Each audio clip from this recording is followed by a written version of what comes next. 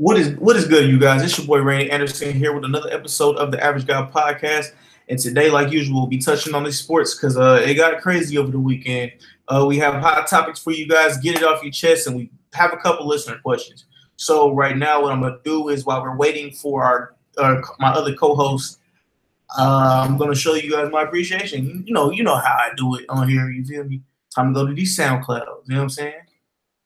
Hold on. And the top countries is United States of America. You know what I'm saying? Thank y'all. Tomorrow is 4th of July. Yeah. I hope everybody has a safe 4th of July. The second country is United Kingdom. Shout out to UK. Showing your boys some love. South Africa. Thank you, South Africa. All my brothers and sisters out there. Top cities. Oak Grove. Oak Grove's been showing you boys some love for a minute. Shout out to y'all. Appreciate y'all. Yeah. So I think we got somebody in here. So let's go ahead and start this. We got my boy Corey. All right. What's up? Can you hear me? Yeah, I can hear you. I can hear you. Right. So Lauren will be in here a little bit later. So I guess my uncle will be here later. I have no clue what's going on, but you can start this off. So it's been crazy. It's been crazy. It has been crazy. Can you hear me? Yeah, I hear you. All right, cool. All right, so let's talk about the trade, well, not trades, but the big moves that's happened over the last 48 hours. Let's start from the top going on down. All right, so let's start with LeBron James going to the Los Angeles Lakers. What is your thoughts? Don't wait until the ink is signed. Ooh.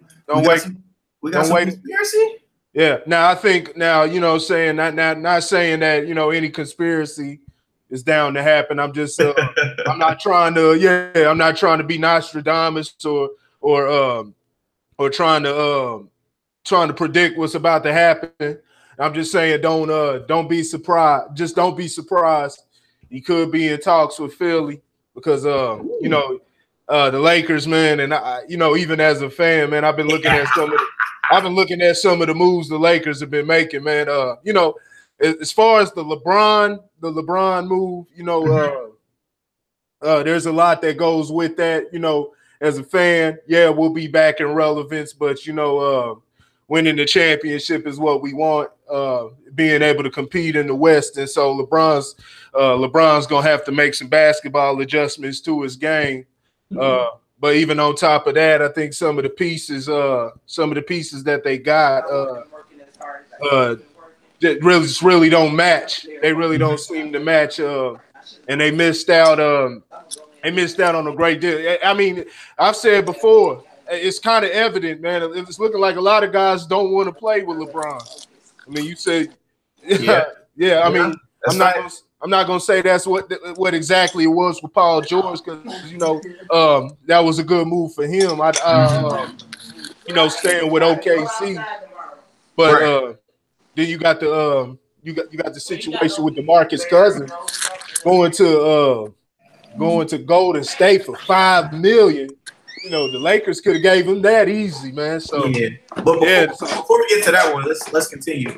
All right, yeah, LeBron or Jameer's here. What's good, Jameer? Hey, how you doing? What's going on, man? Oh, my bad. AKA the clergy. The clergy has finally shown up again. He's finally shown his face. Well, not his face, but y'all know what I mean. All right. So LeBron James, what is your thoughts, Jameer? About him going to the Los Angeles? Well, for right now, the Los Angeles Lakers. Yeah, I think. I mean, like, for personally, I'm glad he's out the Eastern Conference because that opens it up for my team. I mean, speaking selfishly, but I don't think they're gonna really do anything. Right. I mean, being out there in the West because I put Houston, Golden State, OKC. I mean, they got Paul George. I mean, back in the West is deep. Mm-hmm. I put like right now at least 3 or 4 teams above them. Don't hold your breath. Don't hold your breath. But there's a possibility he could be. he could consider Philadelphia. You know, Joel Embiid, he can't say it, you know, outright, but you know, Joel Embiid is signed to his sports agency, Clutch Sports. Right. Yeah, so I mean, like I said, it's looking like LA right now, but looking at these moves they've made, they're not going to be. I'm not even sure they'll be able to get a 5th seed. You know, at 5th seed at the most right now. So they have, and then that was a big loss losing Julius Randle. So I don't know. Like I said, LeBron hasn't signed on the dotted line. Remember, DeAndre Jordan did the same thing. He agreed to a deal, and then subsequently went ahead and re-signed with the Clippers. You know, he's right back with the Mavericks. But yeah, so we'll just wait till Friday. Anything's possible until Friday. All right, yeah. The only thing I gave this whole LeBron fiasco was my heart goes out to all the Laker Nation, all the real Laker Nation, because as soon as it happened, all I seen was on my timeline is, "Yep, I'm moving to LA, guys. Everybody, let's follow me. We're moving to LA." And I was like, and then all the Laker fans, all the real Laker fans I've known over the years are like, "Damn. Yo, like what you coming here, that's a good thing, but that's also a bad thing because you bring in all these bandwagon fans." And then I've been seeing all this LeBron James, if he comes here, is the greatest Laker of all times, which is highly disrespectful. Garbage. Highly disrespectful. And I was like, damn, I used to shit on LA all the time just because I didn't really fuck with Kobe like that. Yeah. I fuck with Kobe now, and I got so much respect for all the Laker fans that stayed with the Lakers through this Lonzo Ball little era, you know what I'm saying? But hey, all I'm saying is if LeBron signs to LA, good luck, because y'all not winning another ring after what I heard yesterday. And we'll talk about that in a little bit. All right, the next big thing is Golden State Warriors. They signed KD to a 2-year, $61.5 million contract. What is your thoughts? Jameer, go ahead. On the KD? Yes, he got a 2-year. I think he got a player option so he can opt out that second year. But I mean, they got everybody coming back. I mean, KD, he gonna get paid some nice money. It's facts. I mean, I don't know. They can put 3-peat. I don't see nobody stopping him. So he living it up out there in Northern California. Yep. All right, Corey, what you got for us? No, they just keeping the ball rolling, getting his money. But you know they might run into some problems come this off season. So you know they're still the favorite. Yeah, they're still the favorite. I heard Draymond said he's not willing to take a pay cut. So we don't know. You know they're getting tight within the salary cap. So we'll see where they go. But you know, yeah, they just keeping the ball rolling. Why wouldn't KD sign back? Keep this dynasty, keep the train going, and see where it goes. Teams are building to compete with the Warriors. So that's true. Yeah, that's what's making it fun. They're gonna have to learn how to and there's ways to beat them. They're gonna have to learn how to play basketball. You know, they got DeMarcus Cousins, but like I say all the time, there's only one basketball. There's only one ball that goes around. So, you know, just go out there and fight. All right, and we got LaLauren Sharp in here. LaLauren Sharp is finally showing his face. He's back, y'all. What's good, baby? What's up with it? All right. All right, so we're talking about Kevin Durant right now. Go ahead, give us your thoughts on this 2-year deal, $61.5 million with the get out option to get out after the second year. That's the biggest picture right there. Yeah, the 1-and-1 deal is what all the superstars are doing. The reason they're doing that is so they don't get locked in. So they don't get locked into long-term contracts so they can get out, do their thing, you know what I'm saying, whenever they feel like they need to, you know. So, you know, and it does give Golden State a small level of financial flexibility, you know, when it comes to picking up veterans for the bench and things of that nature. But yeah, 2019 is going to be fun in Golden State. 2019 is going to be fun. Oh, we'll get to that pretty soon. All right, so only thing I have to say is I seen it coming, Kevin Durant and Golden State. They're gonna go for this three-peat. They're going for this three-peat, and then after that, I'm pretty sure it's gonna blow up. But all right, let's move over to the next one. Oklahoma City Thunder finalized their contract with Paul George, 4 years, $137 million. What is you guys' thoughts, Lauren? LaShannon Sharp, you go first. Hey man, Paul George needs to go give Chris Paul a hug. Ooh, okay. Because the contract looks funky as it's structured, right?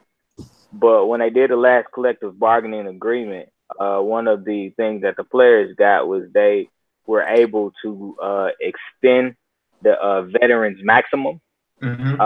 So he signed a 3-year +1 basically.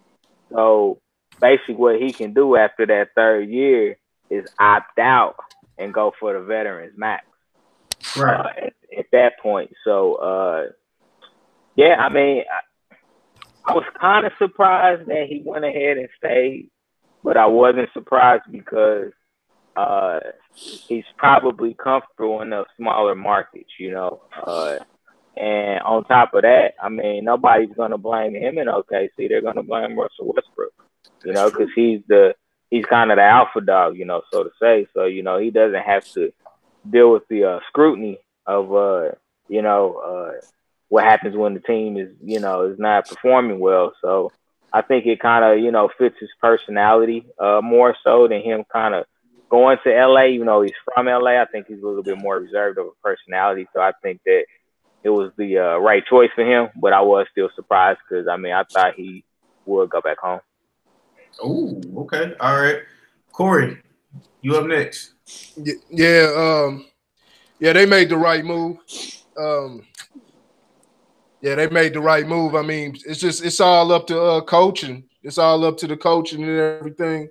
They got the pieces. I mean, they got two dynamic players. It's just about Russell Westbrook making the right decision and Paul George just getting a little more aggressive. I don't expect Paul George. I think he's comfortable being that second option. He's comfortable being that second option, and that fits in perfectly. He'll still give you, 20, 22 a game.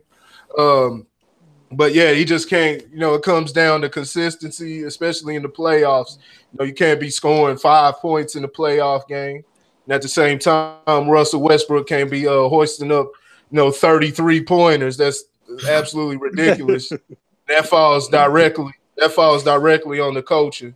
So yeah, they got and there's still there's still some moves to be made. So we'll see what else goes on. But yeah, I think that was a good spot for Paul George. He plays well off the ball, so so that goes well. Playing with a stat stuffer like and I'm not disrespecting, but I'm just saying what it is. Stat stuffer like Westbrook, man. Getting the assist up. Paul George will definitely help him get that. So, we'll see where it goes. All right. Jameer, you on next? Yeah, I thought it was a good contract, because I was surprised, too, he didn't go to L.A., but, I mean, thinking about besides what everybody else said,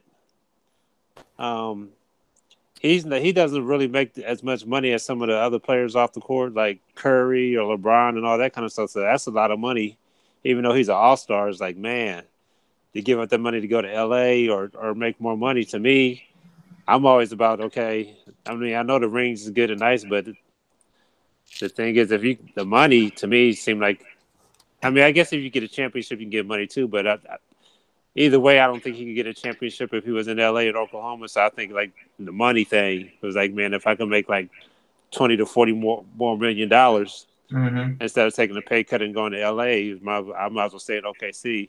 And I believe if he would have been traded to L.A. at first, he probably would have just stayed in L.A. too because of the same situation where he can keep that extra money. So, but I think as far as like them being able to contend or whatever, hopefully, I mean, the coach or whatever, I don't like to blame everything on the coach because the players, they got to execute. But the thing is, the players kind of run that team. So the coach, he need to, I don't know, Detroit. He need to get a backbone, or they need to get a new coach or whatever. I don't know. Yeah. So because they got a lot of talent, they could be like the number 3 team or number 2 team in the West. Ooh, we'll do that after this, but yeah, I'll give him somewhere like that. All right, yeah, Paul George. I think it was a great move.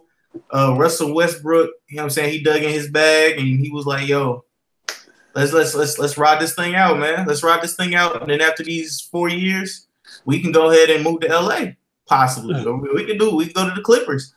We don't know, but yeah, good move for Paul George and OKC. All right, the next person up on the docket is CP3. I don't know what his exact money pay was, but what is you guys' thoughts? And if you guys know it, please let me know. Corey, go ahead. Well, CP3. This one was interesting. I mean, CP3 knew what he was doing when he took that deal. He knew he really wasn't gonna get much anywhere else. Houston did him a big favor. Man, 4 years, $160 million. And I mean, that's a hell of a risk. But I mean, they're trying to win now. They were one game away from the NBA Finals. Chances are they could have been there. They were up 3-2 before Chris Paul went out. So, they're laying all their cards out. They're going for broke. It's basically now or never. So they'll go ahead and take that risk. They said they're gonna go ahead and pay Paul. So we'll see what happens. Like I said, I know we had that discussion before, but after this last injury, I just don't trust his health. He's pushing he's about 35 now. So yeah, man, that's risky. And we'll see who they get to fill in the spot losing Trevor Ariza. That was a big loss. Yeah, that was a big loss. Yeah, we'll see where it goes. It's all up in the air. Chris Paul's healthy. I mean, it's that simple. They're in title contention, but you just don't know. So. All right, Jameer. Yeah, with the Chris Paul, I mean, he I didn't know he got him paid that much money, $160 million. I mean, the injury, I guess it's not a serious injury. He can make a recovery, but the Trevor Ariza, I did not know about that. He was a kind of key player. Hopefully they can get still got another guy out there, Capella. So they need to get him. Yeah, they need to make sure they get him. And hopefully that Chris Paul money didn't mess it up to where they can't retain him, because if they can't get him, I'm gonna have to bring Houston down a little bit further, But I'm glad Chris Paul got that money, $160 million. He represents the players. I give it up to the NBA players because they actually look out for each other. Even the ones who are not the all-star levels, like they look out for the veterans and the rookies, how they got the contracts and all that set up. Unlike the NFL players, they don't.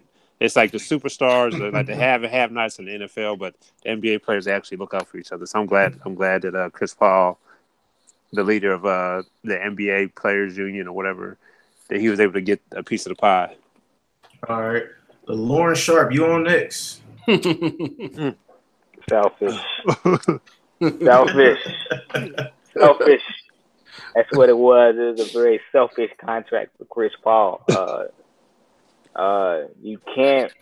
So there's no team in the NBA that can have 3 max players without everybody else being on the veterans minimum. So what he did was he actually cost Clint Capella some of his money, because I know Clint Capella was actually looking for a max deal too. Right. So basically that takes that option away from Capella. I mean,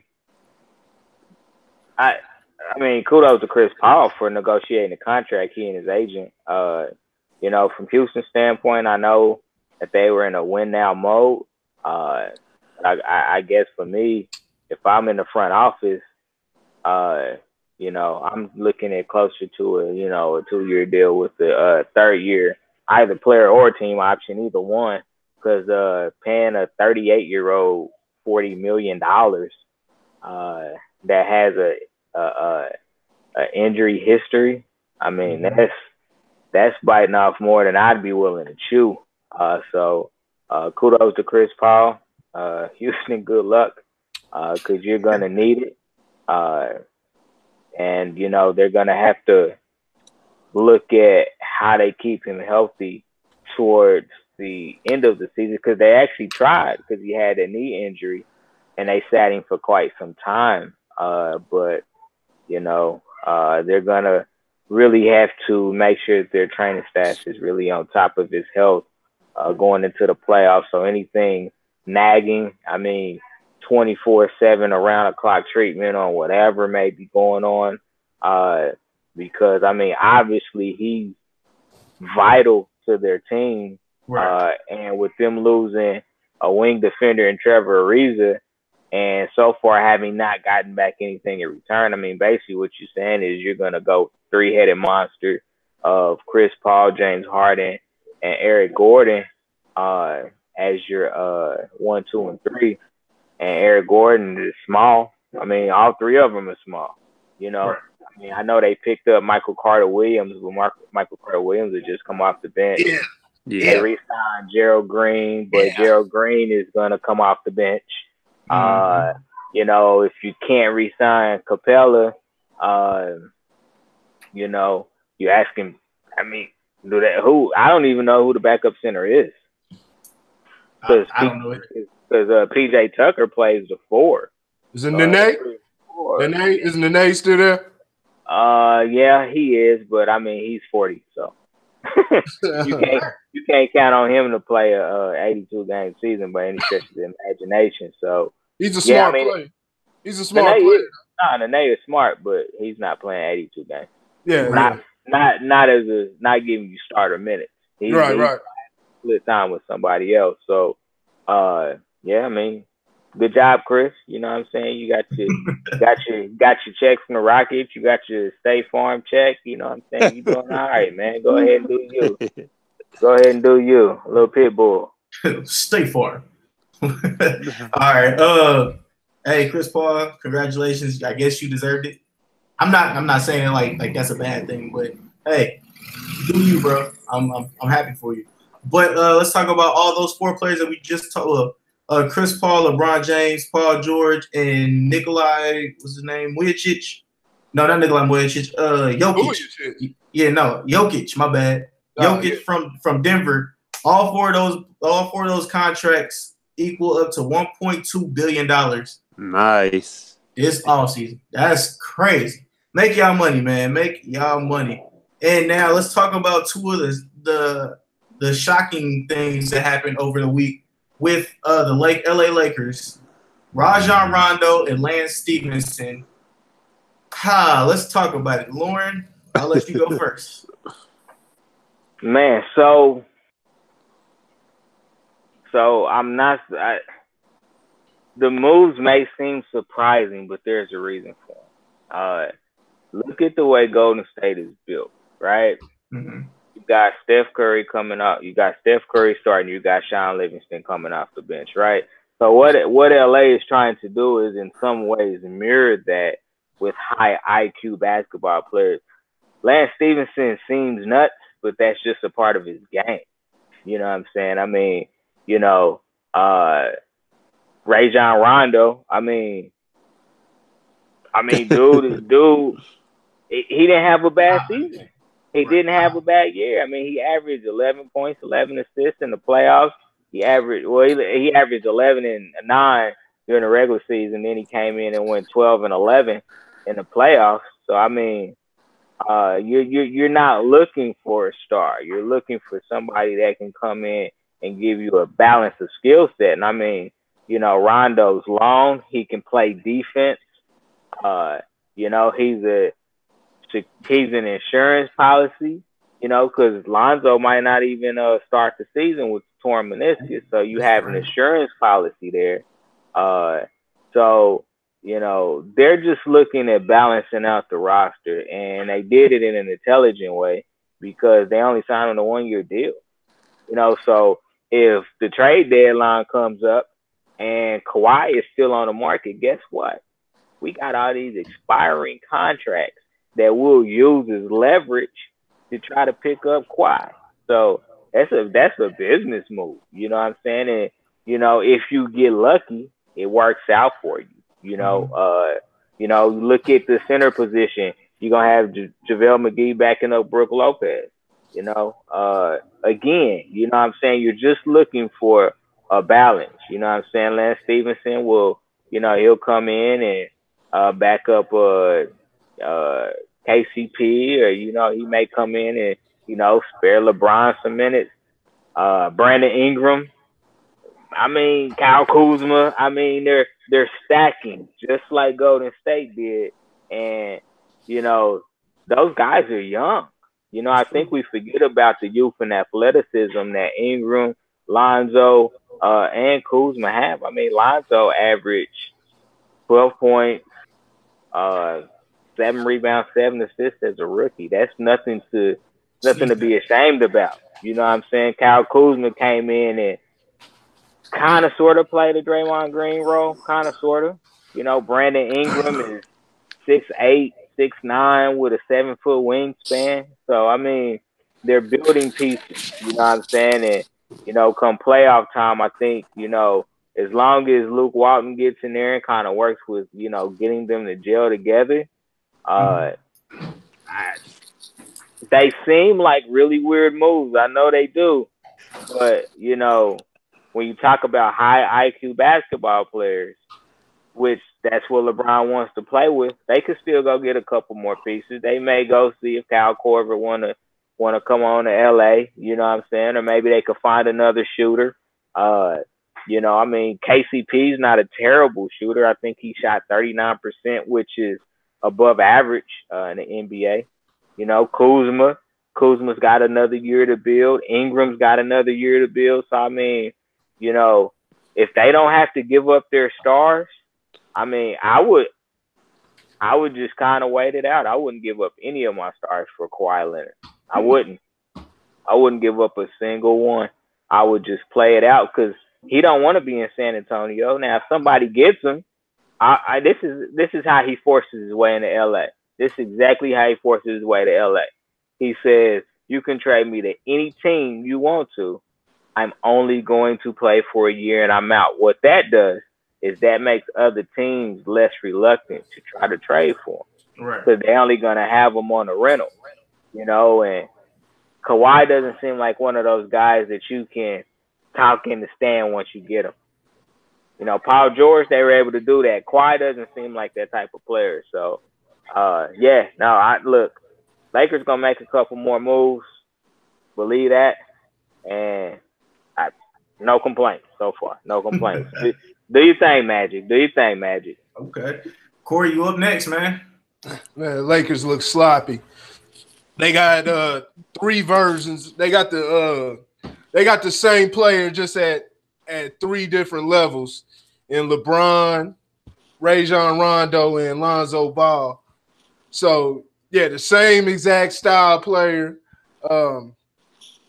Lance Stevenson, he got his guys, the guys that hype up against him, but it's different playing with LeBron. I just don't believe, I don't believe it'll work. I think got too many different personalities on the squad. Losing Julius Randle, that was a huge loss. And what they need, I don't know. It's gonna be on Luke Walton. Luke Walton's got to figure out how to make this all work. Well, we'll see. We'll see. Yeah, it's sloppy right now because it mainly comes on. We'll see how much Brandon Ingram and Kyle Kuzma progress. Saying they're gonna have to, and they're definitely great players, tall. They can get their own shot, but it's playing with LeBron. There can't be any isolation game or anything. And we gonna see about Luke Walton. Luke Walton got a lot of credit for what Golden State was doing, but hey, they got coaches on the team that damn selves like Draymond. He can coach the damn team without, you see what Kerr does. Sometimes he lets the guys go. So, Golden State's gonna be in good shape regardless. So and Walton's a pretty good coach, but man, he just man, we don't know, saying hopefully he doesn't turn into another Tyronn Lue, just another yes man. Because if that's what it is, man, it's gonna be a headache, man. This is coming from I am the Laker fan. You know what I'm saying? I know the history and everything. So let me ask you a question. What's up? Let me ask you a question. So the Lakers have improved by 10 games each year that Walton has been there, right? Yeah. When Steve Kerr had to take that leave of absence and Luke Walton sat in, they went 19-0. Thanks. I thought they went better than that. I thought they were about maybe 40, 22-0. They were like 40-3 or something. Yeah. Yeah, but I'm saying they went on that stretch where they went like 19-20-0. Mm-hmm. You know what I'm saying? So I think that's where it becomes a little bit different. You know what I'm saying? Because you give the head coach all the credit, but the assistants, do a lot of the behind the scenes work. I tell you, even better example is Tex Winter. Tex Winter designed the triangle offense, not Phil Jackson. That was Tex. You know what I'm saying? Phil Jackson was really more of the philosophical guy to find different ways to keep him motivated. But Tex Winter is actually the one that designed the offense. And I believe, if I'm not mistaken, that Luke Walton designed Golden State's free-flowing offense. Ooh. So, that he had great players, and I think that's always a plus. But you got Magic, and LeBron respects Magic Johnson. So I think that's where LeBron ain't gonna get to come in and be like, "We gonna do this my way." You know what I'm saying? He has enough respect for Magic that he's going to kind of sit back. And another thing you gotta think about is who created shots in Cleveland? Who could create their own shots in Cleveland? That's why LeBron did what he did. Nobody else could create their own shots. He didn't allow them because you had Rodney Hood. You had Rodney Hood who could create his own shot. You had Kevin Love who was playing out of position and forced to sit on the 3-point line, the whole time. So Tyronn Lue. But who was running it though? Who was Tyronn Lue following behind? LeBron. Coach James. Coach LeBron. But that's not Luke Walton, no. That's not Luke Walton. Look how Luke Walton handled the Ball family situation. He handled that, you know what I'm saying, with class and toughness. You know what I'm saying? Like, yeah, he can say what he want to say. You know what I'm saying? His son play for me. You know what I'm saying? So I think Walton is a different coach than Tyronn Lue. Tyronn Lue was handpicked by LeBron for that very reason.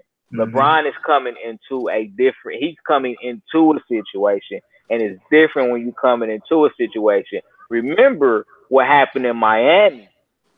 Pat Riley was like, you're not going to come in here and try to bully your way into controlling this team. That didn't happen in Miami. So I think the same thing is going to happen in L.A. You got Magic, you know what I'm saying, and you got Luke Walton. They're not going to let him just come in there and be like, all right, we're going to change our whole mantra up to fit you. You know what I'm saying? We're going to design the offense around you, but you got to fall in line too, Girl Scout. All right, you watch. It's going to happen. Girl Scout. You watch. It's going to happen. And that's where LeBron will be exposed at, because people then will see how he just can't play. LeBron he can't play off the ball. Double with scrubs, huh? They're not. It's not about playing off. But he has ball. to be. It's But about he has ball movement. No, he has to be controlling. LeBron has never played in the offense outside of probably Miami. Miami. Ever since he's left Miami, he has not played in the ball movement. Absolutely, and I agree with that. But I think that you're looking at it from a standpoint of what Cleveland allowed and this is a completely different organization. Like, he could get away with that because Dan Gilbert is the worst owner in the NBA. Yeah. Dan Gilbert is the worst. Tyronn Lue was a rookie coach with, you know, one of the greatest players ever to play the game, and he never tried to impose his will. He ain't got a, man, Magic, I'm telling you, Magic is going to be Pat Riley-ish. You're not going to come in here and try to run my team. You know what I'm saying? You are a great player, but you gotta fit into a certain role. And I think that that's what you're going to see. I'm trying to give you credit, Lakers fan. I'm trying to help you out. I ain't feeling it, man. I'm told you, man. I'm down, man. Man, Julius, man, that was a big loss, man. Yeah, Julius Randle was a big loss, man. But Julius Randle won it out. There's a difference. He won it out. And the reason he won it out is because they told him in his exit interview, you're probably going to lose some of your minutes at the fourth.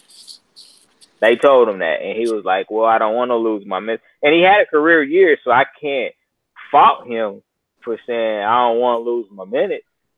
You know, but I mean, you know, if you think, obviously he didn't think that it was worth his time, and so he asked out, and they gave him out. You know, but I can tell you right now, the Pelicans ain't gonna beat the Lakers this year. Ooh, all right, Jameer, what is your thoughts? Hold on, I'm doing the podcast. I got 5 on it. Nah, I don't know about that. Randall and Davis in the playoffs. Randall and Davis. Don't make me get my Donald Trump button. Randall and Davis. I mean, hold on. Before we go, who's gonna be LeBron's? You know what I'm saying? Who? Man, we'll see. We'll see. All right, Jameer, what's your thoughts on it? On just the new teammates? Yes. Oh, shoot, hold on.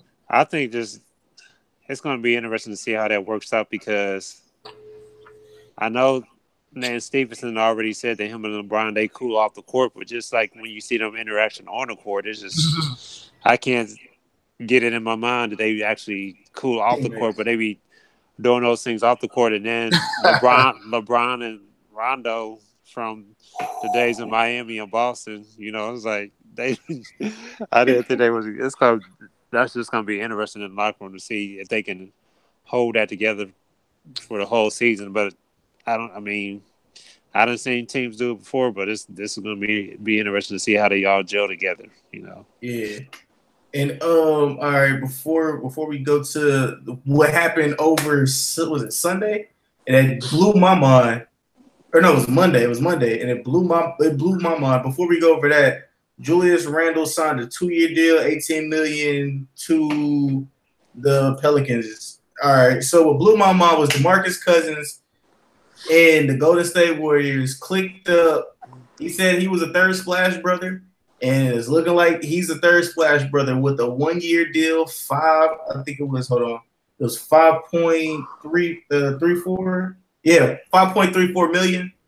I guess that's the minimum they paid him for a 1-year deal. What's you guys' thoughts? Corey, go ahead. I'll let you go first.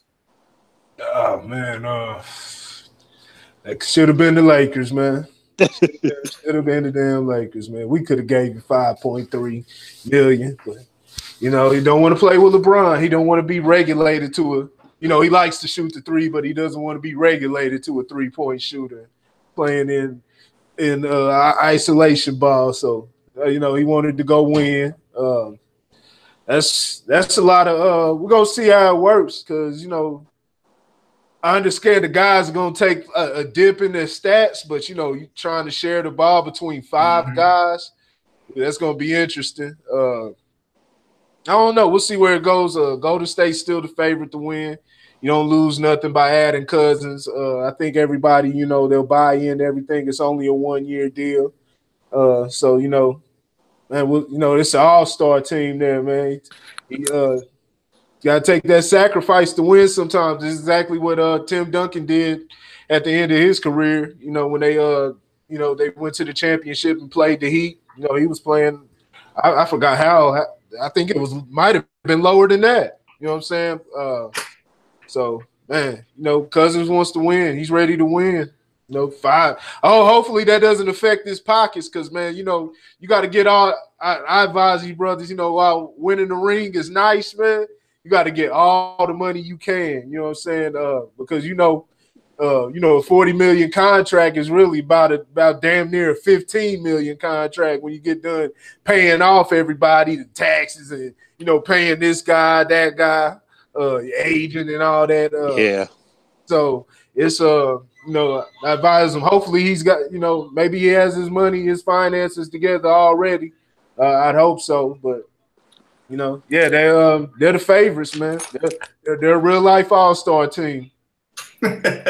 All-star team. All right, Jameer, what you got for us? Oh yeah, you know what? When I first seen that, I was I was actually kind of sad. Like, man, why didn't we get Cousins? But anyway, they said basically that nobody offered him a contract. Yep. Out of all the teams in the NBA, nobody offered him a contract. So, and then they said he actually reached out to Golden State because nobody offered him one because that Achilles thing. They said he really won't be back. Yeah. Till like January or February, and if he come back after that, they was talking about Kobe had that injury, and then but this guy's way bigger than Kobe. So and Kobe, he's like really like he's about his business. He gonna do whatever he can to do all the recovery and all that kind of stuff. But Cousins, even though he's good, he's not as serious as Kobe Bryant is. So we'll see what happens. I think it's a good move because it gives him time to recover.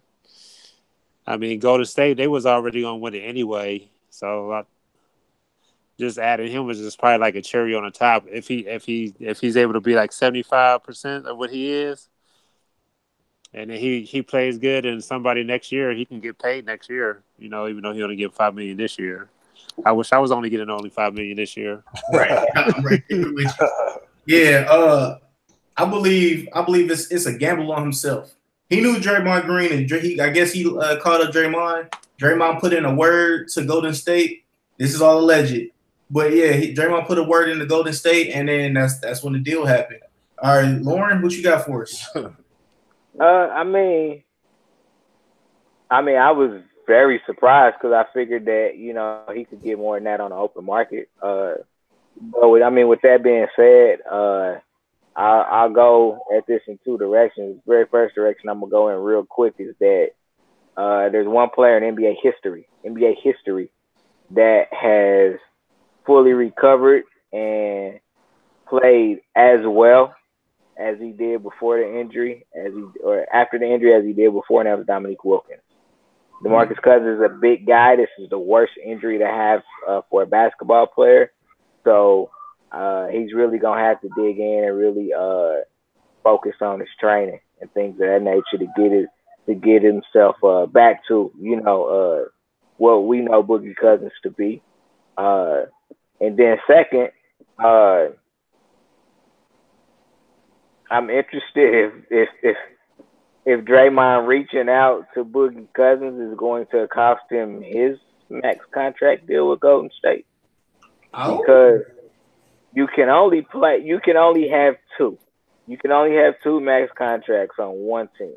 Mm-hmm. So if we're saying that there's 5 All-Stars, right, and Boogie Cousins comes back in January, February, and he's balling, Golden State gonna have to make some choices. They're gonna have to figure out how to structure contracts for people to start taking less money. And you can only give up so much money in the course of your NBA career. Like, right. I look at Clay, I look at Draymond, even KD, and say, you got your titles, go get your money, you know? And so the only thing I'm going to say is that it's a great move for 1 year to get them on a rental. But next year, they're going to have to decide who they're going to keep, essentially. And so, is Kevin Durant going to be like, hey, man, I three-peated, I'm out, Boogie Cousins gonna be like, hey, I appreciate it. I'm ready to go play in LA now. Is Draymond gonna be like, I want to be the man somewhere? I want to max deal. You know, Clay seems to be the one that's kind of that wild card that would take less money. Mm-hmm. But of all of those players, I would be like, bounce Clay. Like, go get your money. You know what I'm saying? I mean, if his defense gets better this year, because his defense is good, but he has a tendency to get in foul trouble. Mm-hmm. If he can play defense and not get in foul trouble, I mean, Clay got game. That's true. Clay got game. He can get his own shot. He can definitely shoot the ball. He could play defense. I mean, he could definitely at least be a Scottie Pippen or somebody's Jordan if he really wanted to. You know, Yep. So yeah, I'm interested to see what happens next year because the free agent class is gonna be even better than it was this. And Golden State ain't keeping all five. I'm gonna tell you that right now. They're not keeping all five. It's just a matter of who goes. All right. Yeah, I mean, y'all cut it down perfectly. I ain't got nothing else to say. We got any other sports? We got football. We got anything in football? Any news in football? Screw the NFL. Hey, have y'all checked out LeVar Ball's league? Is it JBL or whatever? Yeah. No, but No. I was having a conversation with one of my coworkers, and he said that league's only going to help out was it LaMelo, the young one? It's only going to help out LaMelo. It's not going to really help out anybody else. So I don't know. Yeah, they're trying to position him as the star. I've been watching it. It's pretty it is what it is. They don't play no damn defense, but that's what I heard too. Yeah, they don't play any defense, man. That's terrible. Yeah, it's terrible, man. They have damn near 80 points at halftime. But what they think they the Harlem Globetrotters? Yeah. Nah, yeah, they don't play now. They young cats, but it's interesting. I watched a couple games. It's a good concept. Hopefully LeVar can get something behind it. I'm rooting for him. He's crazy as hell, but hey, he's got the ball rolling. He's got a league. It's starting out small. Ain't nobody really in the arenas, but you got to start somewhere. So I hope it works out for LeVar. You say no, Lauren. You say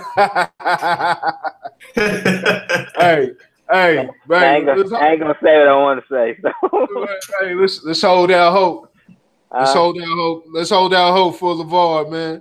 Man, here's my thing, man. Like, here's my issue with LeVar Ball, man. It's like, if you're trying to be like a mogul in your own right, shut up and get your money.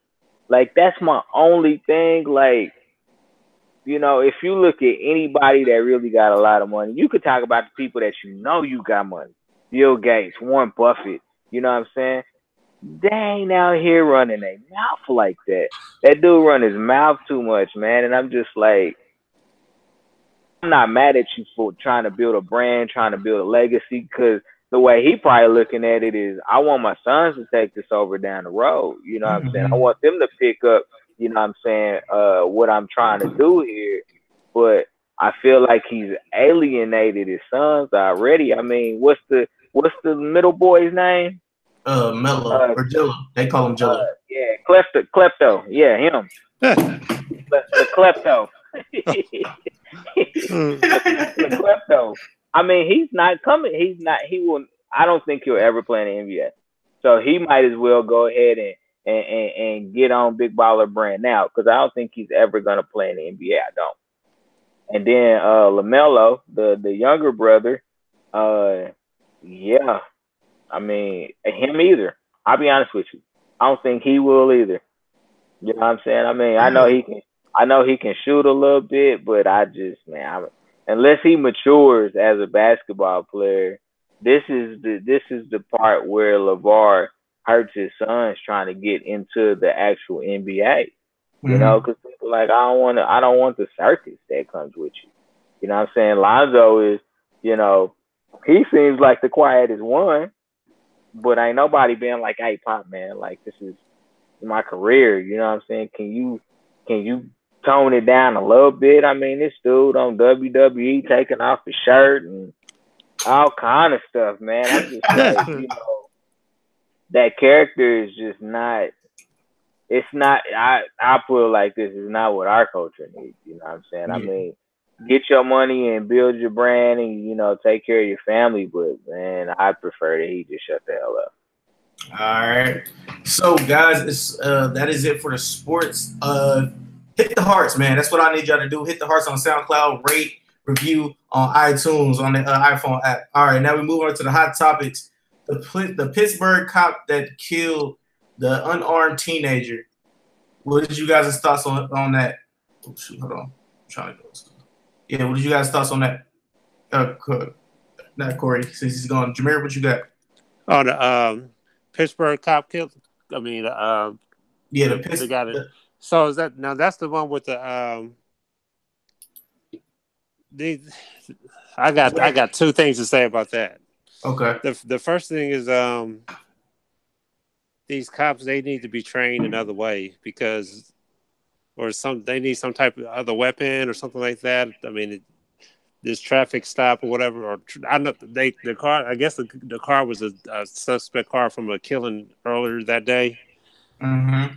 But these cops, they need to find another way. They need to find another way to train them besides shooting people and killing people. I mean, I'm not sure if it was light or dark out there, but that right there. Light. And then the other thing is parents need to be on their kids. I know this kid was kind of older, but the driver of the car followed the police rules and he didn't. Yeah, he got out the car.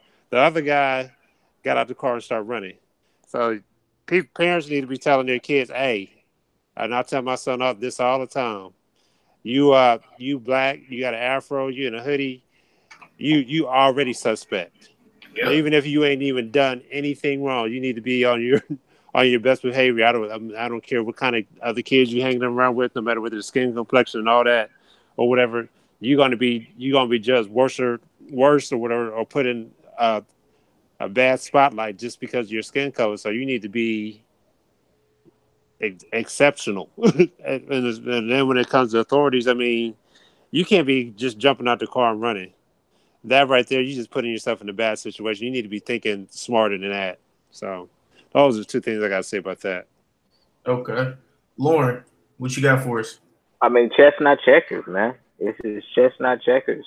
God, man, I mean, you just hate to hear this day after day after day after day after day after day, man. It makes you angry. It makes you sad. It makes you feel helpless. Nothing positive, and so I completely agree with Jameer.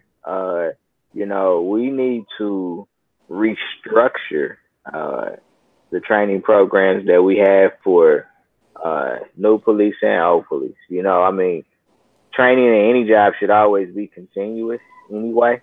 So, I don't care if you've been on the force for 20 years, you know what I'm saying? Like, it's always, a new nuance to learn to make you more effective at the job that you do. Yep.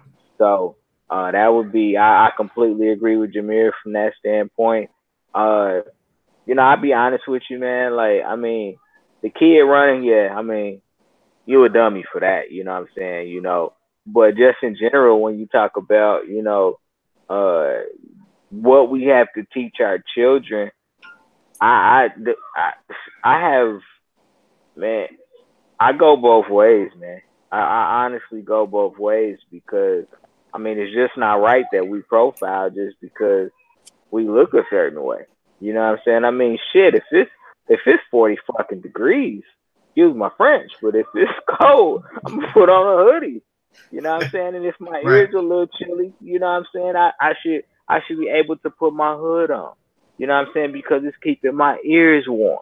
You shouldn't say, "Oh, he's got a hoodie. Oh, what is he getting ready to do?" So I go back and forth. I mean, I want my kids to trust police. You know what I'm saying? I genuinely do. You know what I'm saying? That they're supposed to be there to protect and serve the communities in which they serve. So I want my kid to be able to walk up to a cop and feel safe, or for a cop to approach them and be safe and them still feel safe. So, but that whole we got a button up for them. I mean, yeah, you do if you want to live tomorrow.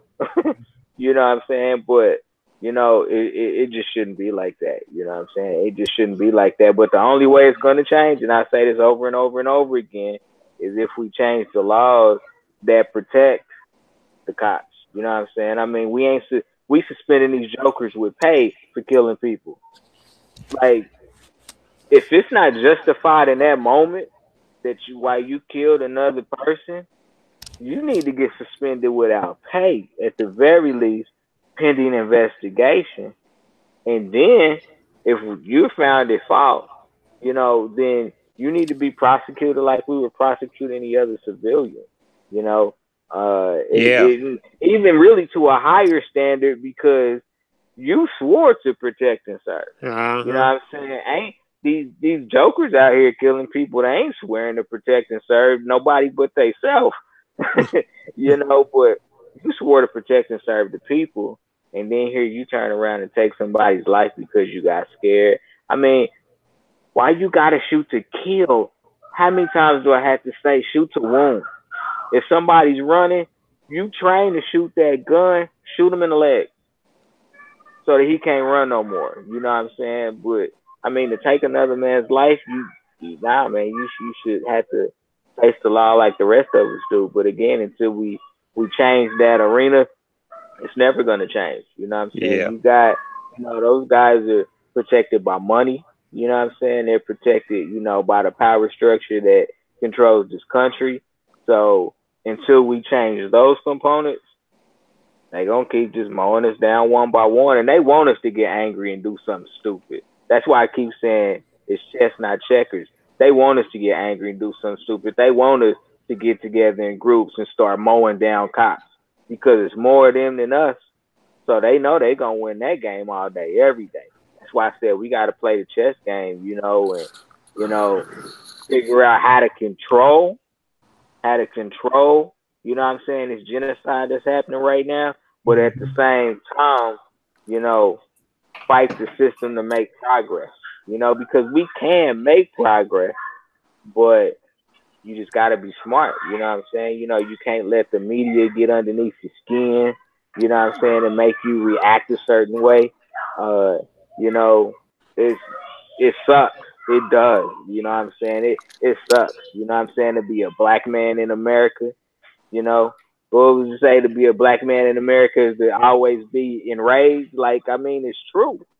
It's very, very true, man. If you enlightened about this country, man, like, you are constantly angry because it just doesn't make sense, And so, man, another mama got to bury her baby. I mean, God. I mean, that is ridiculous, man. It is ridiculous that, I mean, mothers ain't having grandbabies because the kids ain't living long enough to have no damn kids. You know what I'm saying? And I mean, it's God, the destruction just goes on and on and on. That's why, man. This is why I'm so on the clergy, like I'm on the clergy. You know what I'm saying? Like, forget a big church, you know what I'm saying? Forget driving that Beamer, that Benz, or that Lexus, you know what I'm saying? Like, being this for the people. Yeah, the Jets. Like, be for the people that you're supposed to serve. You know what I'm saying? Like, I feel like, you got all these powerhouse churches, man. They ain't about the people, man. They about stacking their own cheese, and so, that bothers me, you know what I'm saying? Because I was raised in the church, you know what I'm saying? And, I went through something in life, and, the church said, you a sinner, go to the back of the line like they put y'all on the back of the bus. You know what I'm saying? And, it just changed my thought process, you know what I'm saying? And I mean, and I know, like, I don't categorize every member of the clergy like that, you know what I'm saying? I know there are some really good people out there that really want to speak the truth, you know what I'm saying? And, help people, you know what I'm saying? Like the clergy we got on the box tonight, you know what I'm saying? Right.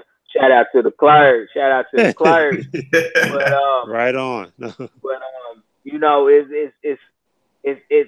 there's so many layers to it. You know what I'm saying? Not only are they not helping us, we're not helping ourselves. You know what I'm saying? We're not helping ourselves, and so you know, we gotta do better. They gotta do better. But hey, man, you know what I'm saying? When I walk out the house, you know what I'm saying? I mean, I'm kissing my babies, hoping I get to come home. You know what I'm saying? Hoping I get to come home, and that's not a great feeling. You know what I'm saying?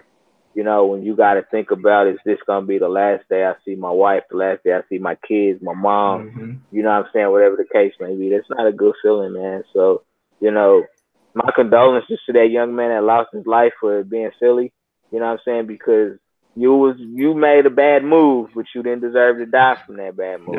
Exactly. You know what I'm saying? So, you know, my condolences to him and his family. You know what I'm saying? You know, my prayers go out every day. I'm praying, you know what I'm saying, for the black man that got mowed down yesterday and the one that's gonna get mowed down tomorrow. You know what I'm saying? I mean, that's just the process. That's the thought process right now, man, and it's sad. Sorry for the rant, man, but man. Oh, you good? Don't worry about it. Corey, you up next? Same old shit. See, the cop was only on for 2 hours. Only on the job for 2 hours. Caught a body within 2 hours. He's out on bond right now. He was given bond. You know, he got charged with a criminal homicide, but you know, we'll see if the conviction. You know, they always give out, you know, the charges, but we'll see if a conviction, you know, the conviction sticks. So you know, it is what it is, man. It's gonna get uglier. You see things that, you know, different moves Donald Trump is making. He's making huge moves, man. In the White House, it's gonna stick around for. It's gonna be sticking around for a while, and you know, black people are gonna get the worst of it, like always. So, yeah, just gotta stay vigilant. Try to make change. Do everything. You know, like I said, practice economics. You know, practice economics, fight for change, share everything, share information with one another. You know, let's have those discussions, but at the same time, be prepared. Be prepared to defend, because it's a war out here. This stuff's happening for a reason. It's been like that for a reason. You know, all this little facade of everything is, you know, all good, and you know, we're all one. You know, that type of ideology, which is false. It's all a facade, because you know, as we can see, you know, it's not a fair game. You know, we're not treated as equal. That's only been around for what 30, 40 years now. That's a small pocket within time. You know, just for, you know, it to be that complete. Oh no, everything's good now. You know, and can't trust nothing. So, you know, you already know what it is. We're looked at as an enemy. Just keep studying. Just keep studying. Stay vigilant. Stay intelligent. Learn some shit. You know what I'm saying? And let's try to get some. Let's try to fight. At least fight. Try to get some money together. But you know, understand. Be prepared for that, because you know, even when, you know, if there was a rise that would, you know, begin to take place, you're going to see interference. You're always going to see the interference, because you are looked at as an enemy.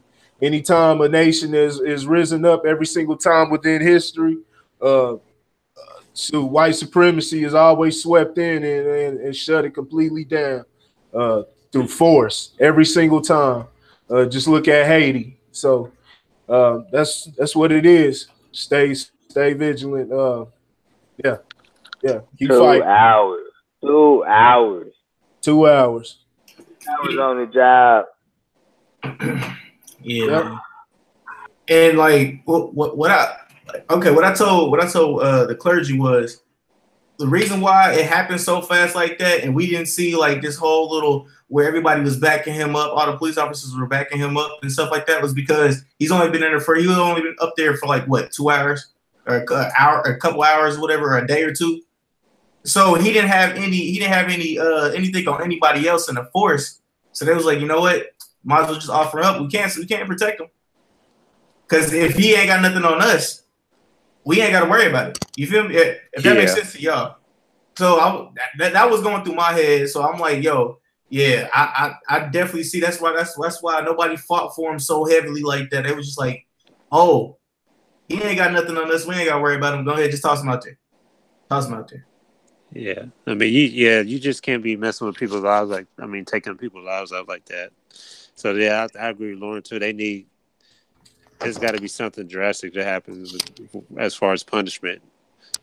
I mean, for the officers, but they don't look like nothing's going to happen, you know. So. Right.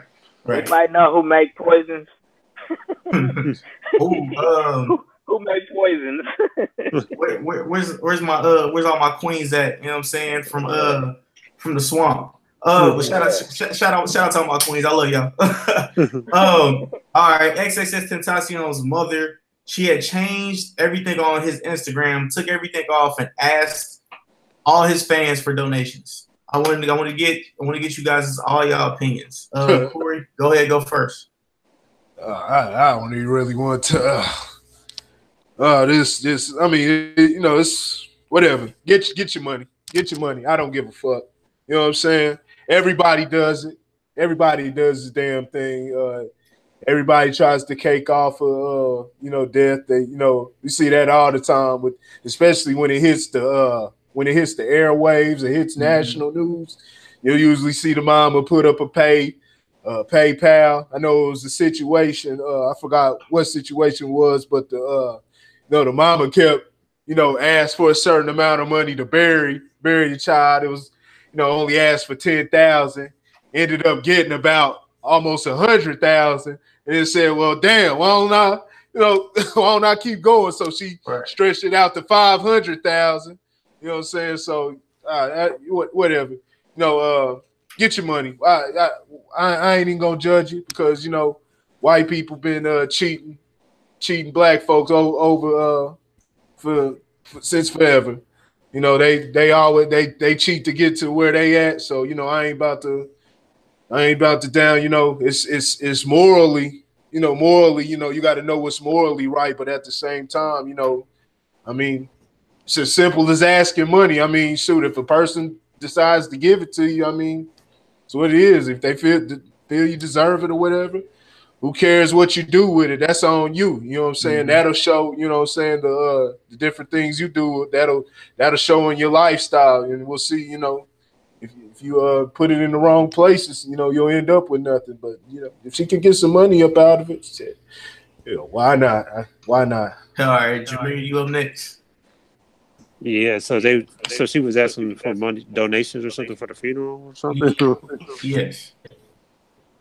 I mean, I'm not sure how their money was going with the company and all that, or with his business, but just know before X passed away, he purchased 4 houses: one for his mama, one for his grandmother, one for one of his uncles, and then one for himself. Okay. So yeah, that right there. I mean, that's good that he was able to share the money with his family. But the thing is, depending on what kind of houses they are and how much money he could have been like buying houses way out of his budget. So he probably cut. Huh? You said what, Corey? Then you got taxes. Even if he probably who knows if Florida, he paid for, huh? In Florida though, taxes like that. Because he bought the houses, those houses were in his hometown in Florida, like not that far where he used to live.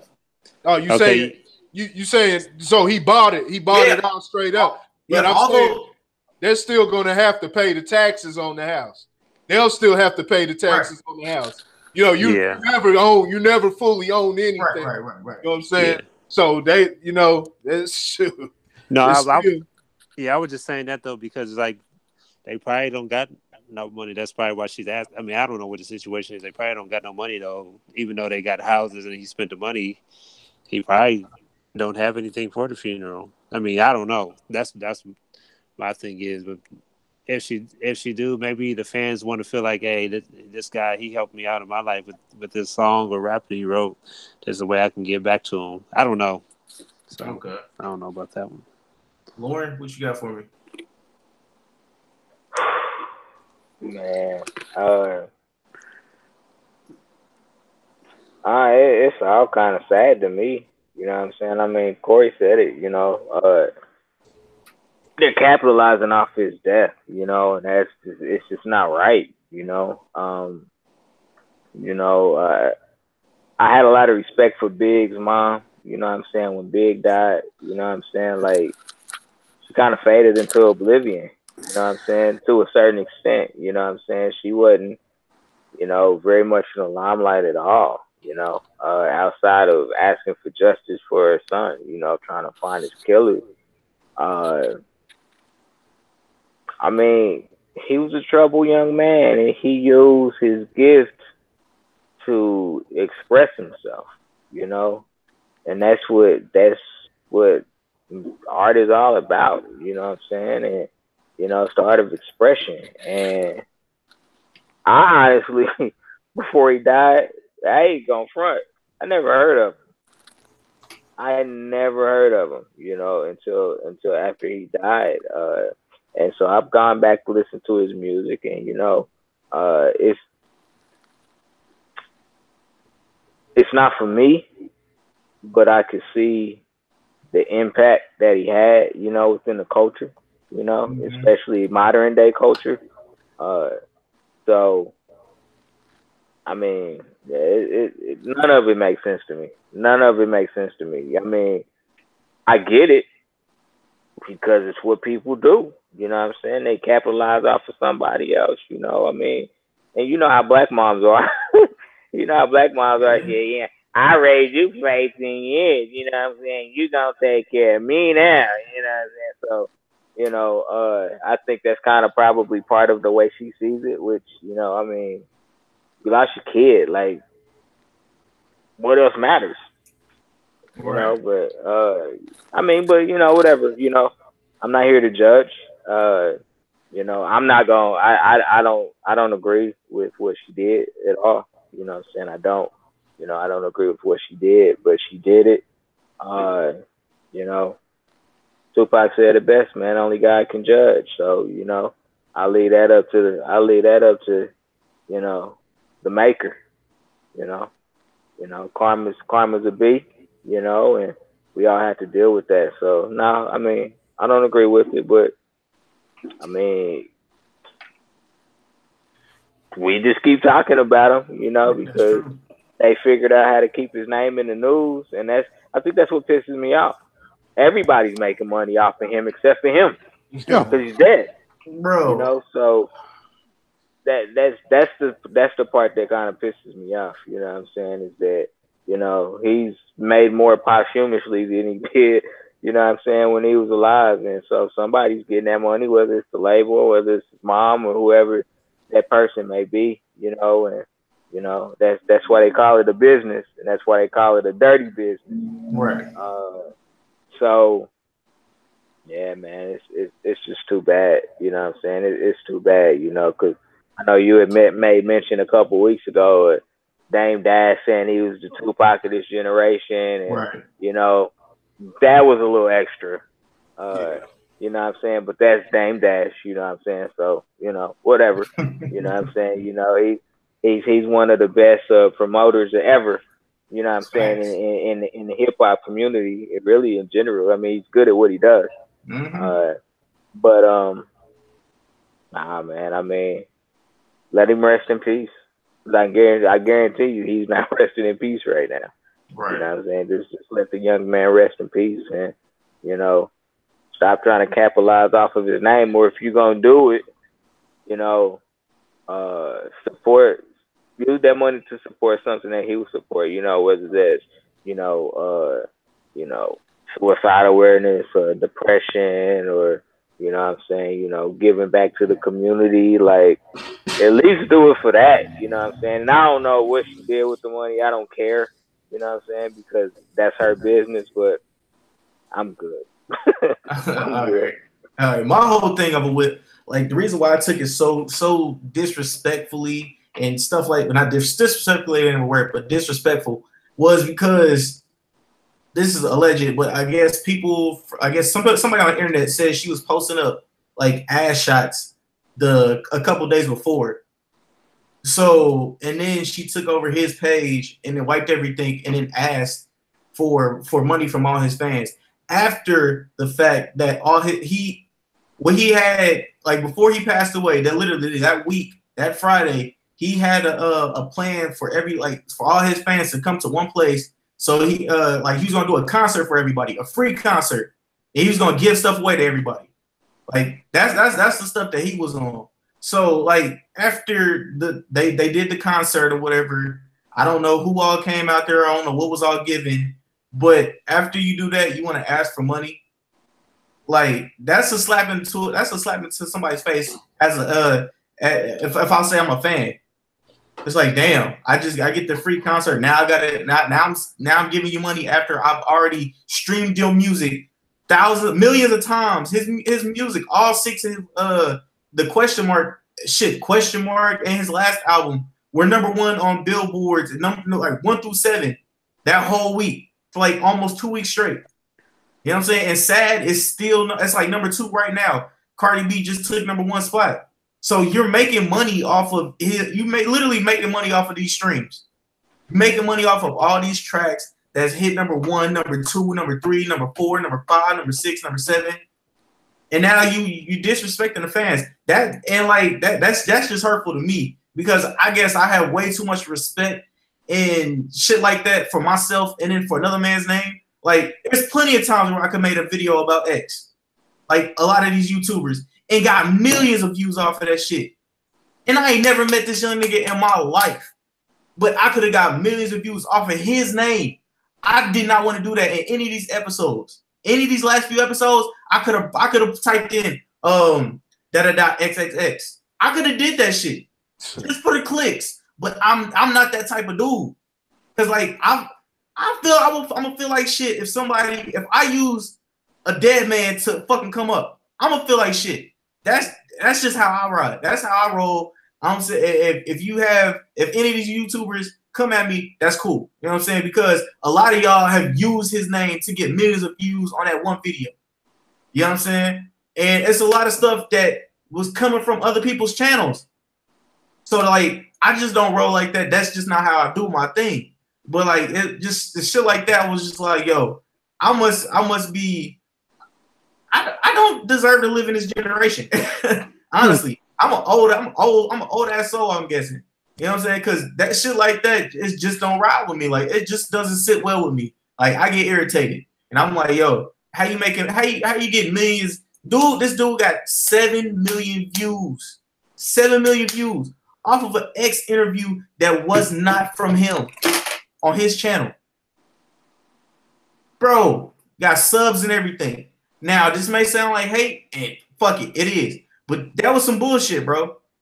You taking somebody else's content, tossing it on yours, and saying you had an interview with X. Fuck on out of here, bro. Like, it's just not how I would do my business.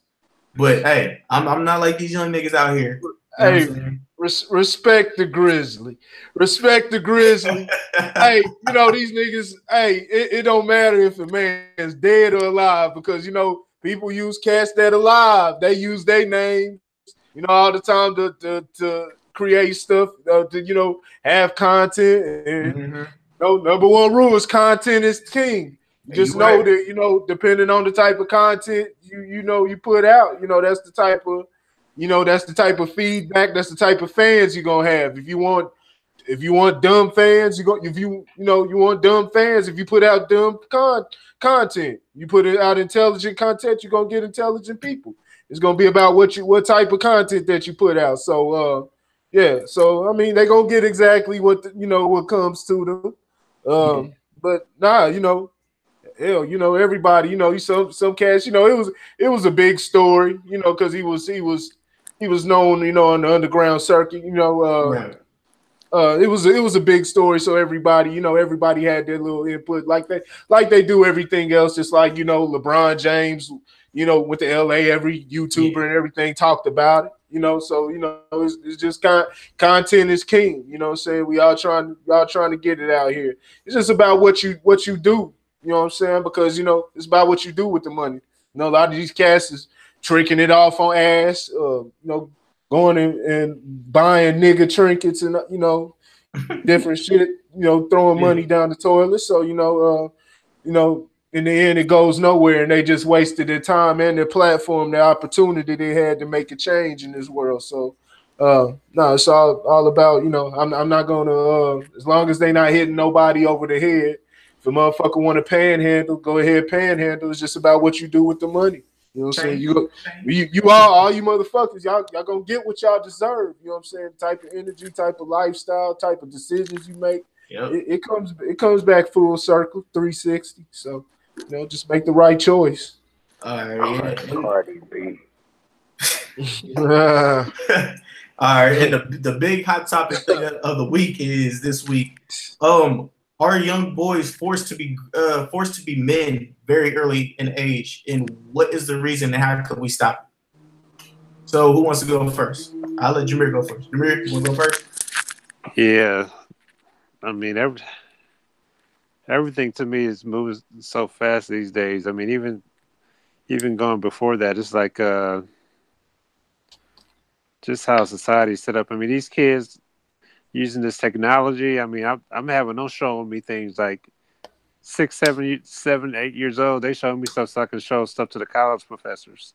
Then on top of that, just everything they already learning in school and the cartoons is like they being trained up early, and then the system, the government or whatever, whoever's running it, they put prisons and jails and particularly black neighborhoods because they look at the young man's.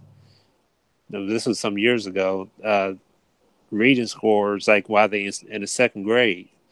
So just imagine all these things adding up to when they all this stuff is happening before they even teens, Mm-hmm. So they trying to be pushed along all the way. And then by the time you're 13 and 14, they trying to be a grown man. It's like you trying to drive a car or whatever.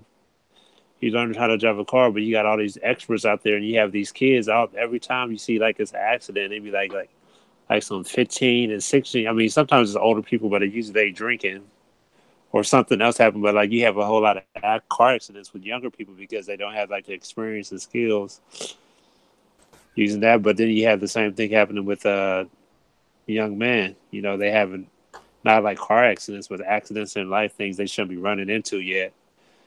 Probably because they haven't been trained or discipled or whatever, because they're trying to push them and rush them into wherever they're trying to push them to. Maybe they're just trying to push them into jail or some type of punishment or to the streets.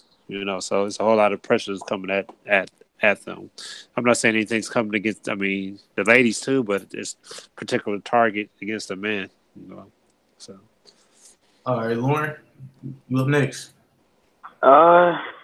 I mean,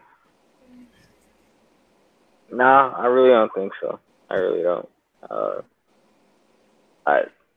I think that I mean, from my perspective, girls mature faster than boys. It's just kind of how it works. You know what I'm saying? It's just kind of how our genetic makeup exists. I don't feel like I don't really feel like I don't feel like we're forcing kids to grow up any faster. I think we're exposing them to too much, but I don't think I don't think as a result of that they're growing up faster. Matter of fact, really, if you want to know the truth, I think they're more immature than kids of past times. You know what I'm saying? Because they don't know how to deal with the information that is presented to them. So no, I don't think that boys particularly are forced to grow up.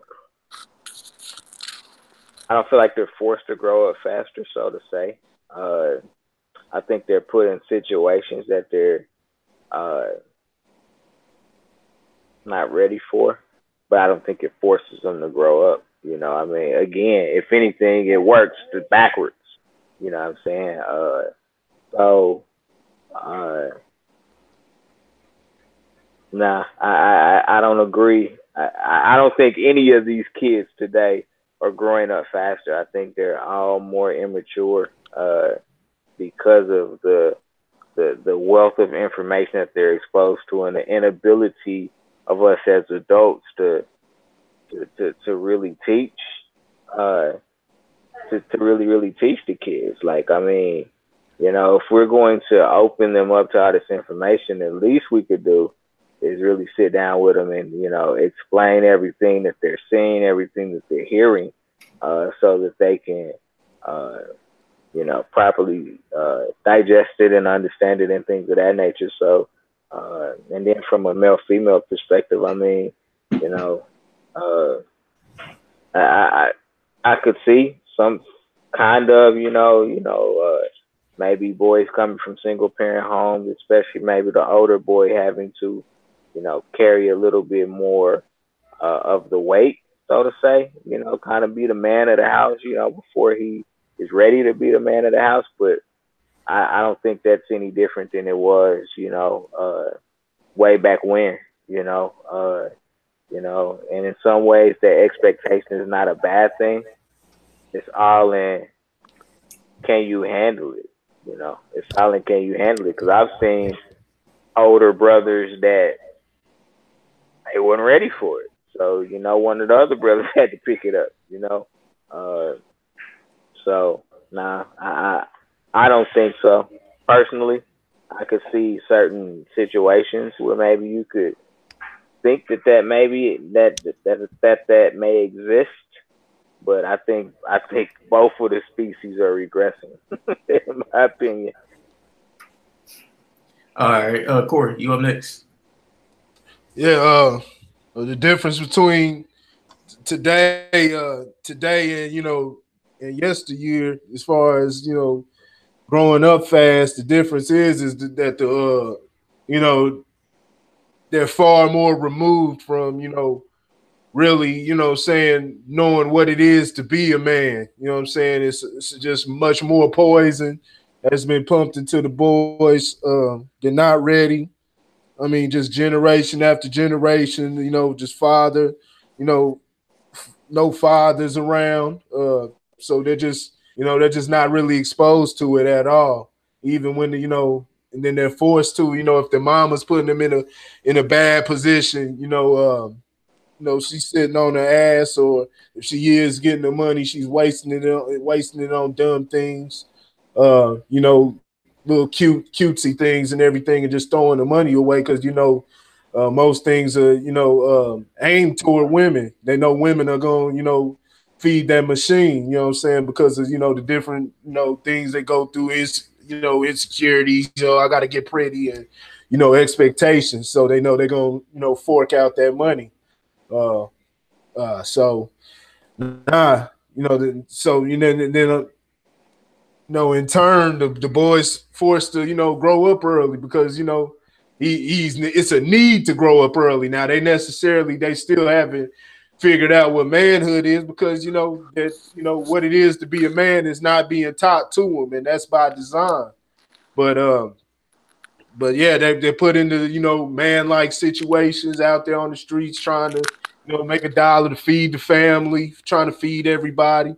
And mama will let that go on. You know what I'm saying? Let the son sell dope out, out of the house. You know what I'm saying? Because it's paying the damn bills. So it comes from no fathers, but even the fathers of this generation, they're trying to figure out as they go along, because they didn't have fathers and their fathers didn't have fathers. You know what I'm saying? Because of just the different circumstances. Some guys didn't abandon their responsibility, and then others just fell victim to the trap that's been laid out for them. So it's all by design. It's all by design. You know, there's single parents in every in every race. You know, single fathers that that goes on in every race, but there's a special poison that's been put into the Black community, a special focus on the downfall of us, which is why it's so much worse. The consequences are so much worse for us. So, nah, yeah, it's just no fathers around. Okay. Cycle. All right. Well, I spoke to my mother. I spoke to a couple other ladies. One of I don't know what you call the female mentors, but I spoke to one of mine, and they all said the family structure isn't there. Like they told me. They said the family structure isn't there, and so if the son is being raised by a single mother, the mom doesn't really know. The mom always does not give the son love. You know what I'm saying? Like they don't always show that one son. Like after he's 6, 7 years old, you don't always show him that same love that you would show your daughter. Yeah. But yeah, that's they said, and I agree with them. Like the family structure is broken, it's shattered, it's finito. So what is the kid to do but go outside his household to find people that will he can actually call family and who are look that he believes at that time will have his back at any time and all times because he believes his family will never be there for him at all times. Like that's how I seen it, and then it was just it goes back to like the X thing.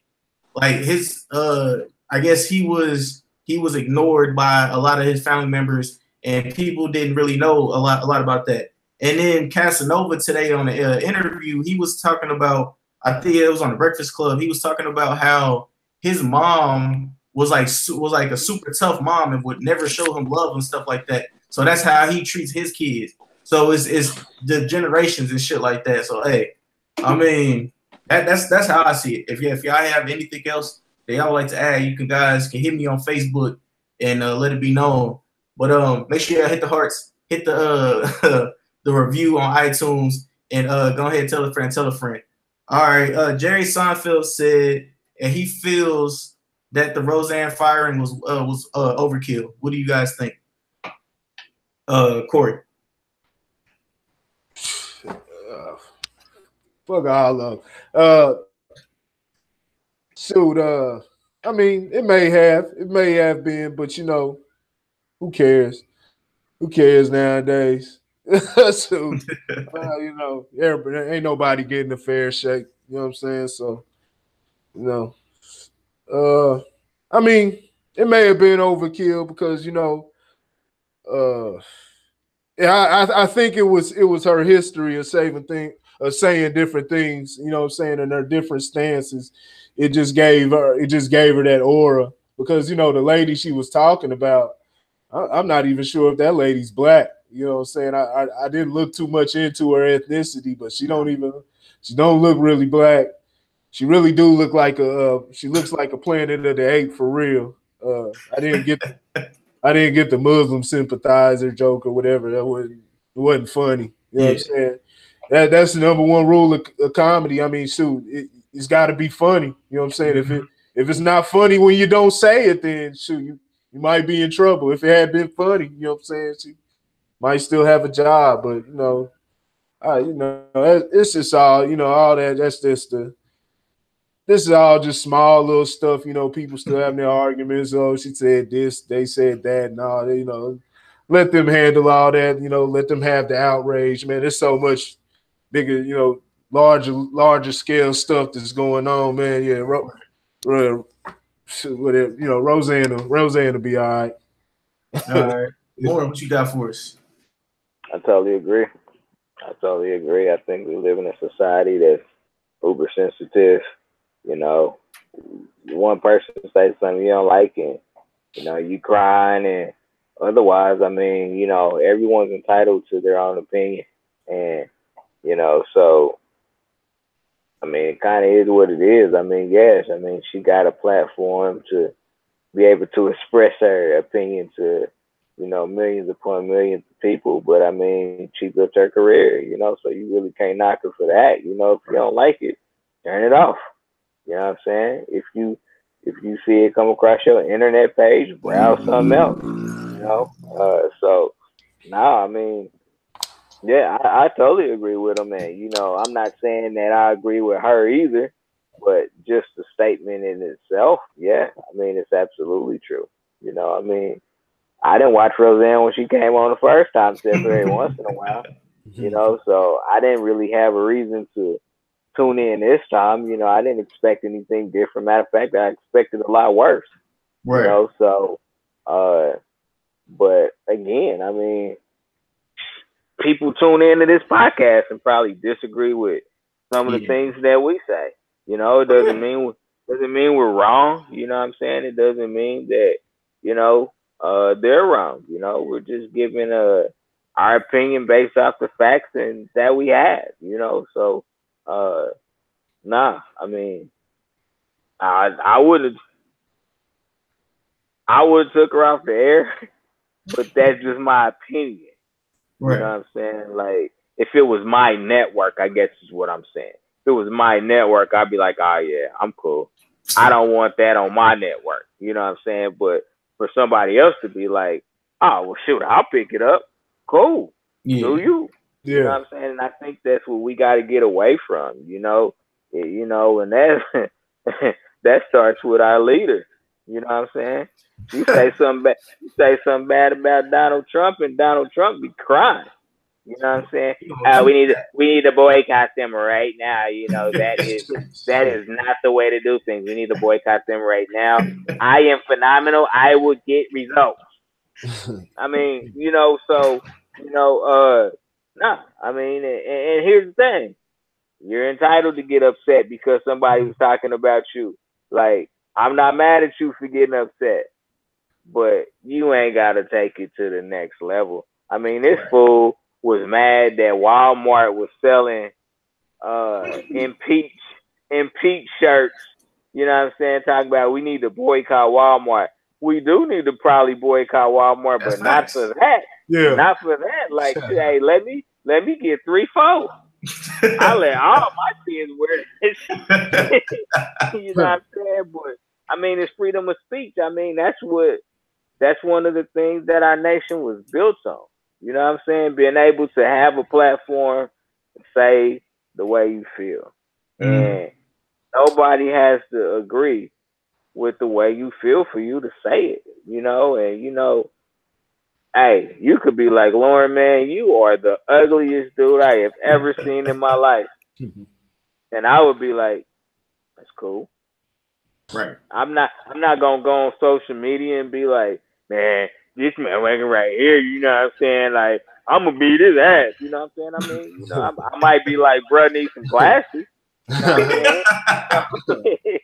But I'm not gonna, demean him because he felt like he needed to demean me.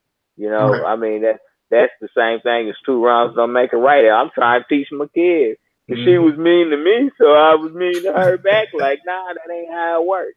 Sometimes you just walk away and you say whatever. You know what I'm saying? Like, I'm not gonna allow small petty things to bother me. You know what I'm saying? I mean, you could probably call me a nigger to my face, and just try to do it after 9 o'clock in the morning. Because from before 9 o'clock in the morning, I might not be quite awake, so you might catch your elbow. You know what I'm saying? But after that, I might be like, okay. You know what I'm saying? That's your opinion. You know what I'm saying? Like, I can't be mad at you for your opinion. All I can do is choose to ignore it. I always say, you don't need to tear somebody down to build yourself up. Just keep pushing you. Just keep pushing you. You ain't gotta say nothing about them. Just keep pushing you, and that's what I say about, Roseanne. Like, I wasn't watching. You know what I'm saying? When I saw the previews of Roseanne coming back, I wasn't like, oh, I wonder what Sarah would ever look like now. You know what I'm saying? I always wondered what Becky looked like as an adult. Like, I didn't care. You know what I'm saying? So, you know, everybody that was a Roseanne fan, I guarantee you, whenever they took her off the one network and put her on the other one, they still watching. They still watching all the episodes. You know what I'm saying? And do you? Like I said, you know, just bring Bill Cosby back. Do we know that's not gonna happen? bring the Cosby Show back, man. You know what I'm saying? You know, because Rudy was starting to get real fine. I see why Kenny was trying to push up on her when she became.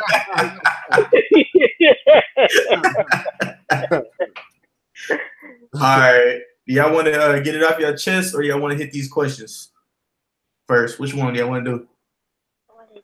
Let's do the questions. Hit the questions. All right, let's see what they got. All right, the first question is: if you guys had one chance to visit anybody from heaven, or rich or not famous or not famous, who would it be? Jesus. Wow. Jesus. He said Jesus. Jesus. We gonna catch it. We gonna catch a 5-minute fade. We gonna catch a 5-minute fade because I want to know where the hell you been. Anybody from heaven? Yeah. Heaven. Assuming they went to heaven. Yeah. Yeah.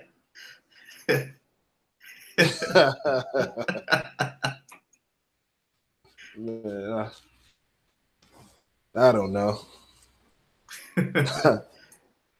I don't know. Y'all can go first. I don't know. Lori, you want to go first? Sure. So I'll give you two names. If it was somebody that was famous, it would probably be Gandhi. Oh, that's a good one. That's who I would want to talk to. You know what I'm saying? I mean, you know, his demeanor to me was you know, what a lot of people needed to, what a lot of people could learn from. Mm-hmm. You know, and how he, you know, fought for, you know, his people, you know. And so that's one person. If you were talking personal, personally, I'd probably say my grandfather, you know what I'm saying, you know, to pick his brain and understand, you know,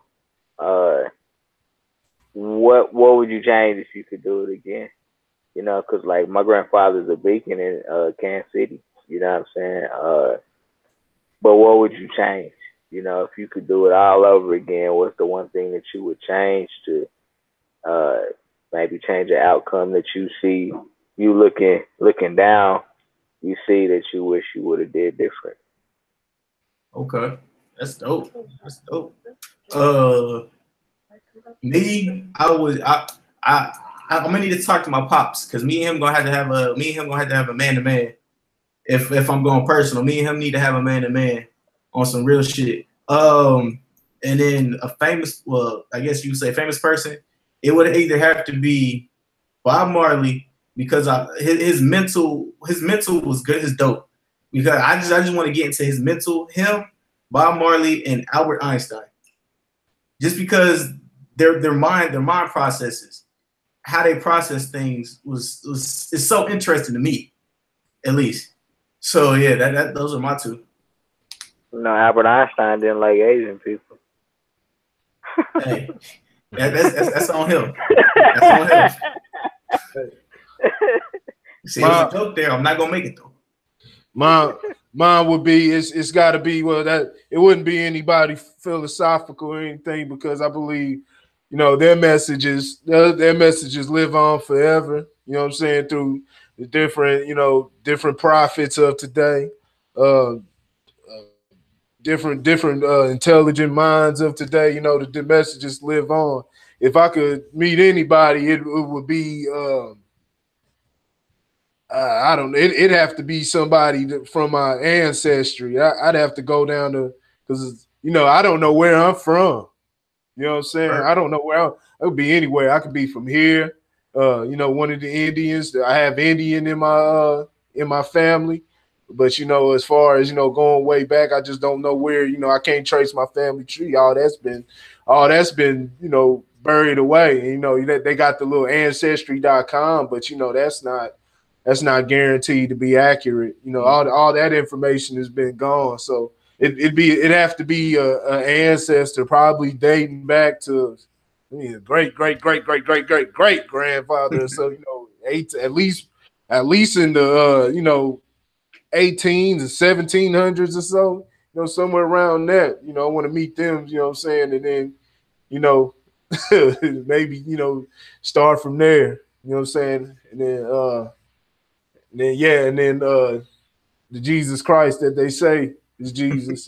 Like to meet him, and I want to catch that fade. He's like, I want my 5, homie. That 5. You said what, Lauren? Oh, you's on mute. I can't hear you. AfricanAncestry.com. Yeah. African ancestry. That is another. Yeah. They say that they can actually, like, they can tell you like what tribe you came from. You know what I'm saying? So whether you not tribe, but Ethiopian, Nairobian, like whatever, like that. You know what I'm saying? Like.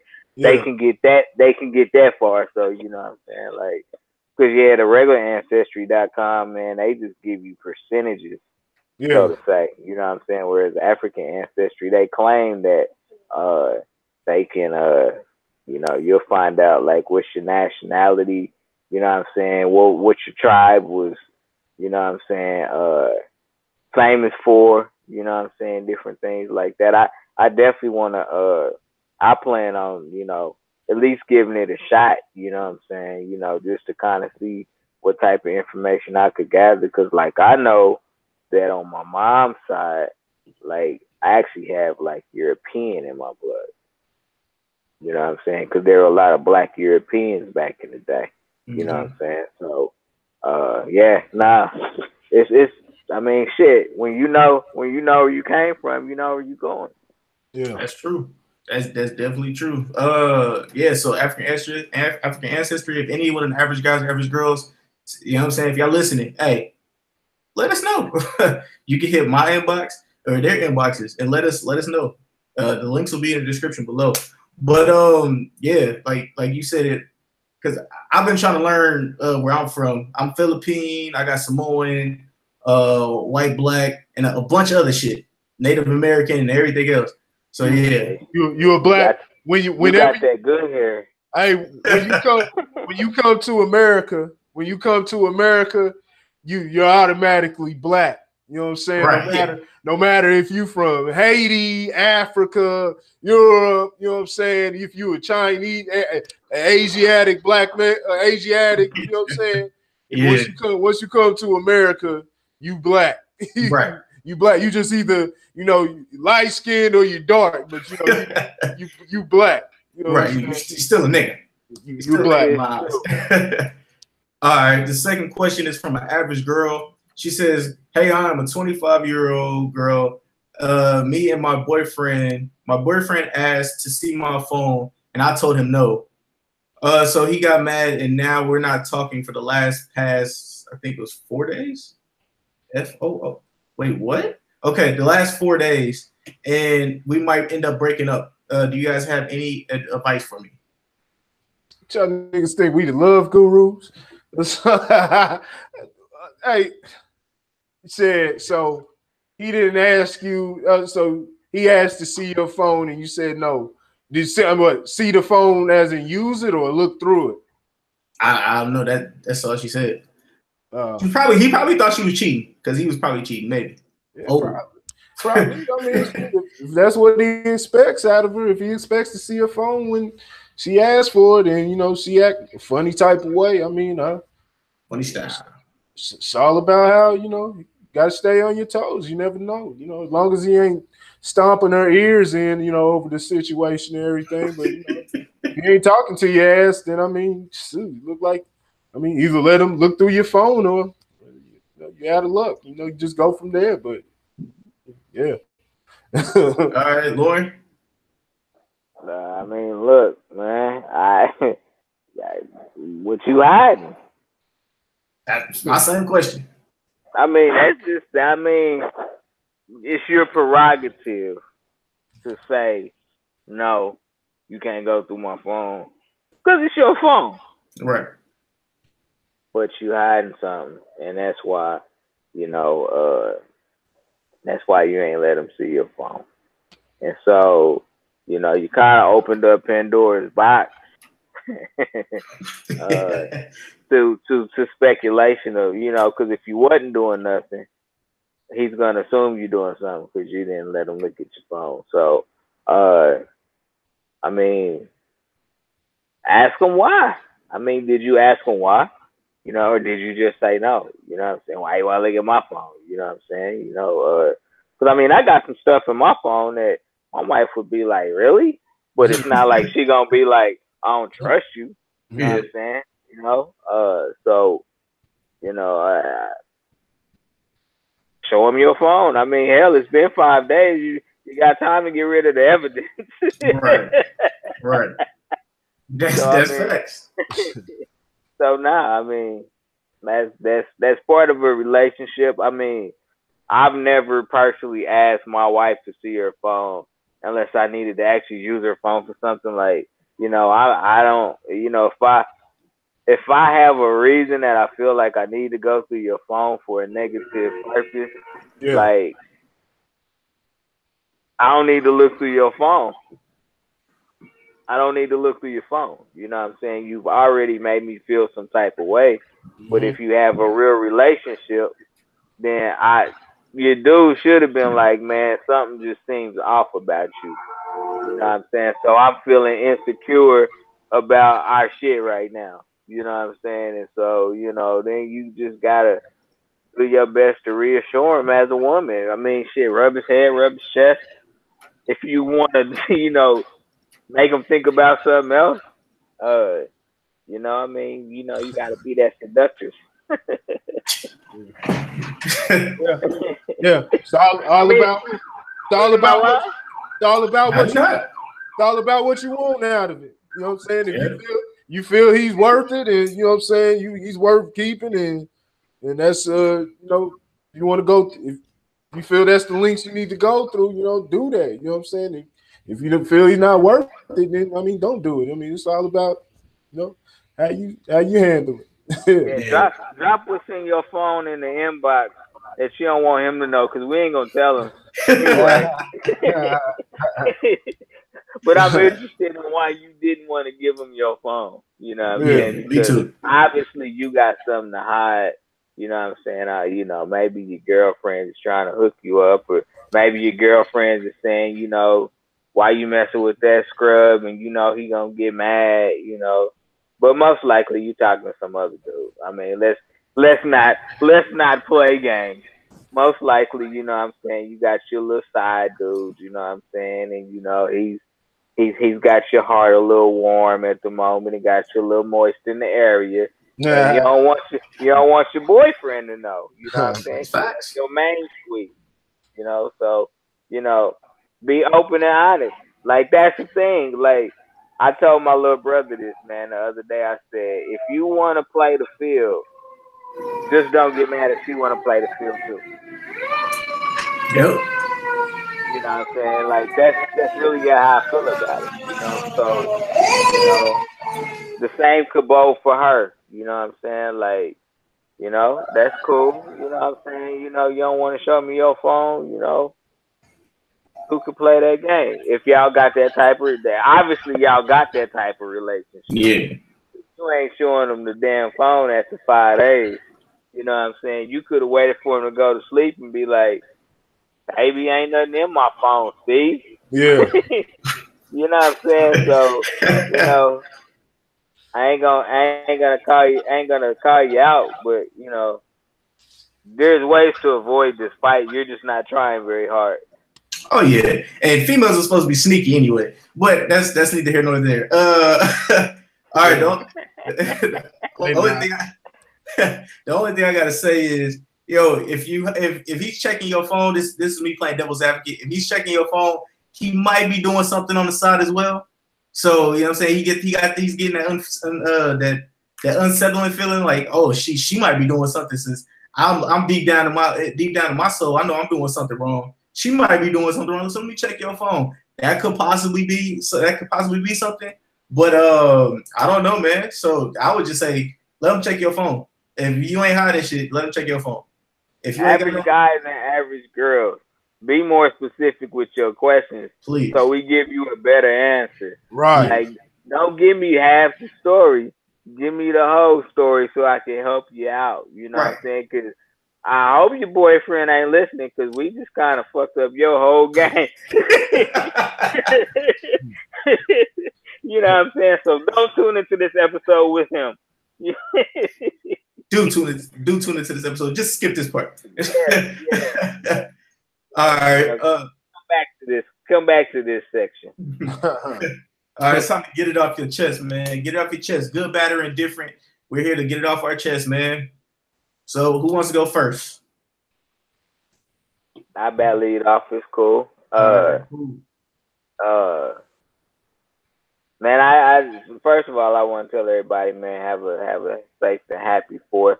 You know what I'm saying? We don't need no Pierre Pauls. You know what I'm saying? Make sure you keep all your fingers. You know what I'm saying? You know, no gang signs, because your fingers are shaped kind of funny.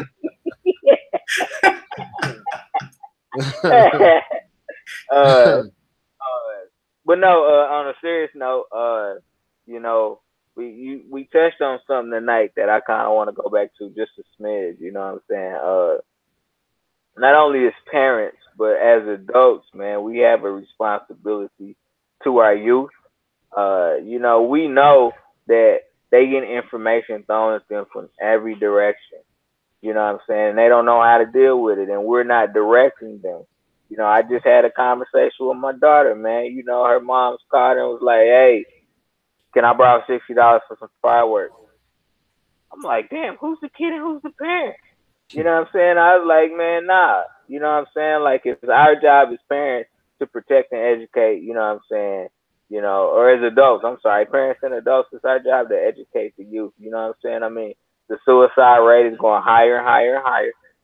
You know, you got more boys committing suicide than ever. You know, and it's not because they're softer. You know what I'm saying? It's because, you know, boys are naturally internalizers. We don't know how to deal with our emotions, you know, and we're raised to be tough, you know, and so, but society is not like that anymore. You know what I'm saying? They babying everybody, boys and girls. So, you know, we have to do a better job of being better advocates. And screwing you over, and screwing you over in the process. Yeah. Digging yourself in a deeper hole. And then that's when the depression comes, and then you realize nobody does. It's all set up like that. Yeah. So I mean, reach one, teach one. You know what I'm saying? And hopefully you've imparted enough wisdom for them to, you know, share. You know what I'm saying? What my man A say, man. Tell a friend, tell a friend, tell a friend. You know what I'm saying? Share that information. You know what I'm saying? If you going through something, ain't no shame. We all go through stuff. You know what I'm saying? So, you know, it's all in how we cope with it. You know what I'm saying? You deal with problems your entire life. It's all in how you cope with it. You know what I'm saying? And these kids, like I said, they've been thrown so much information that they killing themselves because they're on overload. You know, they're on mental overload, and then we sitting up here, you know, they were just selfish, and it's like, yeah, but who made them that way? You know what I'm saying? You didn't say nothing to them. You know what I'm saying? So you can't go back and try to correct them now, or you can't go back and call them out. You know what I'm saying? We got to do a way better job, you know, and stop letting the schools raise your goddamn kids. Yep. Stop letting the schools raise your kids, man. They go to school for 8 hours a day. They go to school to get an education, to gain knowledge, things of that nature. But all these programs that the schools are coming up with are because the parents aren't doing it at home. You know what I'm saying? I mean, suicide awareness, you know, how to deal with depression, how to deal with money, You know what I'm saying? Like that is the job that you're supposed to be doing at home. You know, so you know, being adult is what I'm trying to say. Being adult, stop being a kid. You know, babies raising babies because the goddamn babies don't want to grow up. You know what I'm saying? So I don't know. Maybe we need to invent a pill, fellas. Here's the adult pill. Take it once a day. Yeah. All right, Corey, you want to go next? Nah, I really ain't got nothing.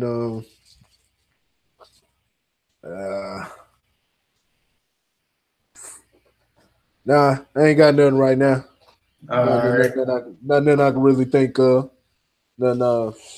I lay it on. I lay it all out there every, you know what I'm saying, through the 2 hours, that we do this every time. So, it's can't think of nothing. I mean, Lauren, everything Lauren said, hey, grow the hell up. Go the hell up, stop the petty stuff. But, that's a whole process, man. We got so much stuff that we just gotta, it's so much work to do, man. It's so much work to do. Even the people that, even the people that think they, that they doing something, man, it's like, but we got some work to do, man. We got some work to do. It's a long, strenuous process, long road ahead of us, We made strides, but it's still a battle out here. It's real. It's real. So nah, that's all I got, man. I don't got nothing. Grow the fuck up, like Lauren said. You get the foot up your ass. On a quick lighter note, Isaiah Thomas is trying to negotiate a contract with Orlando Magic. I just want to throw that out there. Word. Okay. Get your money, Isaiah. I don't know how much you're gonna get, but get your money. I T. All right. So the only thing I gotta get off my chest this week is, I would like to say that I was right yet again. Like I said before, the 90s said they was coming back, and we see do-rags coming back heavy because they've always been around, but they're coming back heavy now. And we had the baggy clothes era, then we had the slim fit, then we had the tight, super tight clothes era, and now it's like we about to go back to the baggy clothes because niggas is rocking baggy clothes again. And say what? Nah, they ain't going back. Going back to baggy. Niggas is trying to rock baggy clothes again. One celebrity, well, actually a couple celebrities, Tyga, and then somebody else in his camp that like is relevant or some shit like that. They've been rocking baggy clothes. They're trying to bring back the baggy look. So hey, like I said, time and time again, it just goes around in a circle, man. Nah, I will say this. Some things are trends, and then other things are improvements. I believe we as people have improved on our dressing over time. When I'm talking about when you see not that crazy, snazzy Russell Westbrook type of stuff, all the weird, you know what I'm saying? That's the stuff, you see celebrities doing, or they're trying out outfits by these gay designers or whatever that want them to wear their outfit for a check. So you see them wear these, chicken suits and all this crazy crap, you know what I'm saying? Or the basically got tights on their jeans or their pantsuit look like tights, stuff. Nah, but I'm talking about as far as the dress, what I'm saying, the dress code, and what I'm saying,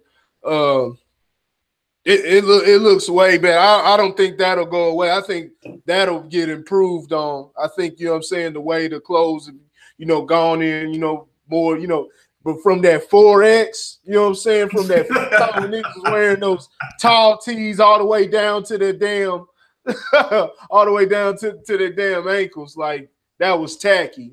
I don't think we'll ever go back to that unless you see it in a trendy fashion, like you said, some corny cat like Tiger or something like that, decide, I want to do that because paparazzi's, TMZ's gonna come out and snap a photo of me, but Nah, you know what I'm saying? Nah, I think the dress, the dress has gotten better. The pants are more fitted. Not that, I'm not talking about skinny jeans or no, I'm not talking about that, but I'm talking about just, the pants are more tailored, you know what I'm saying, to the form, you know what I'm saying, to the form, you know what I'm saying, the shirts, a little, not snug, but they're more in, show your form and it looks better. The ladies' clothes looks even better. Hey, now that's when you get skin tight with that. You know what I'm saying? That's sundresses.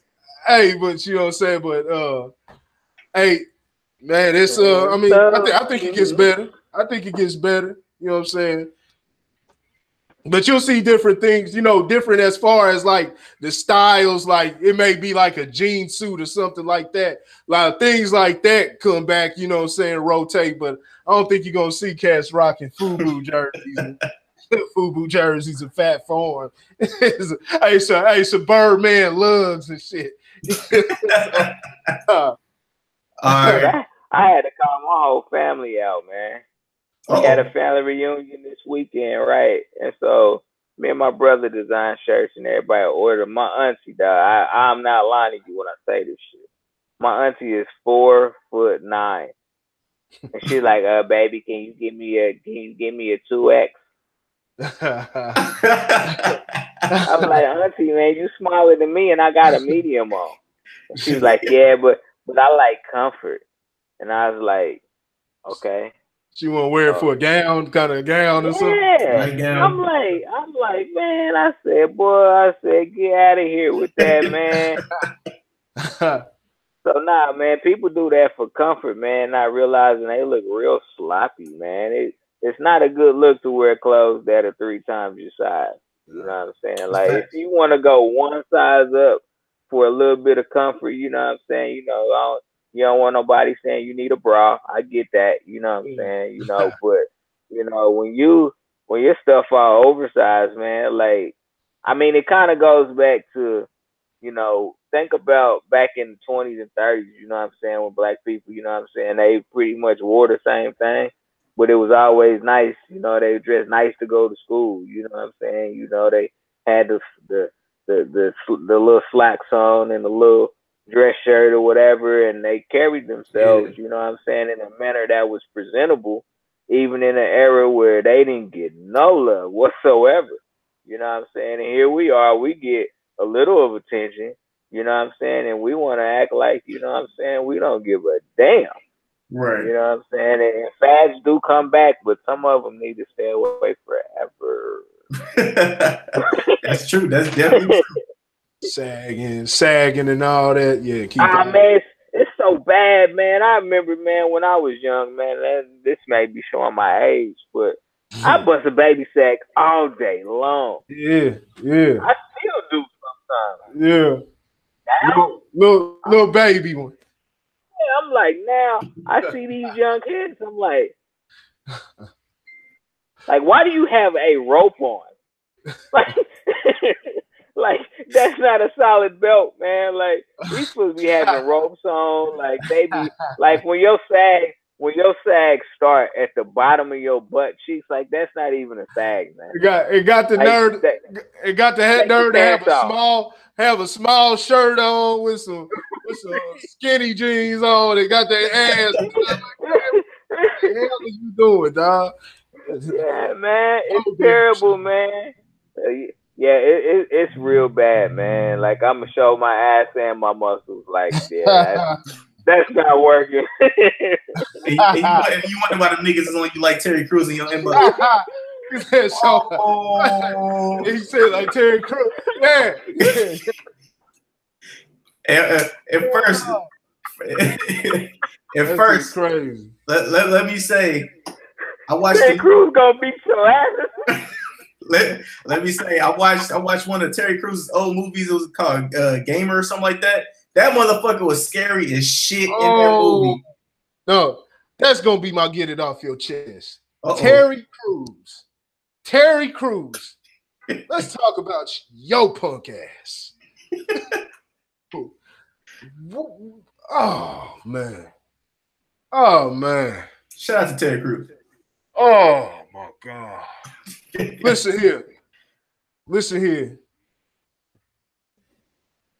If somebody runs up on me, especially in front of my wife, my girl, but even just off the flip, nobody got to be around. You run up on me and even get close. You won't even get close to my genitals before you're picking your jaw up off the floor.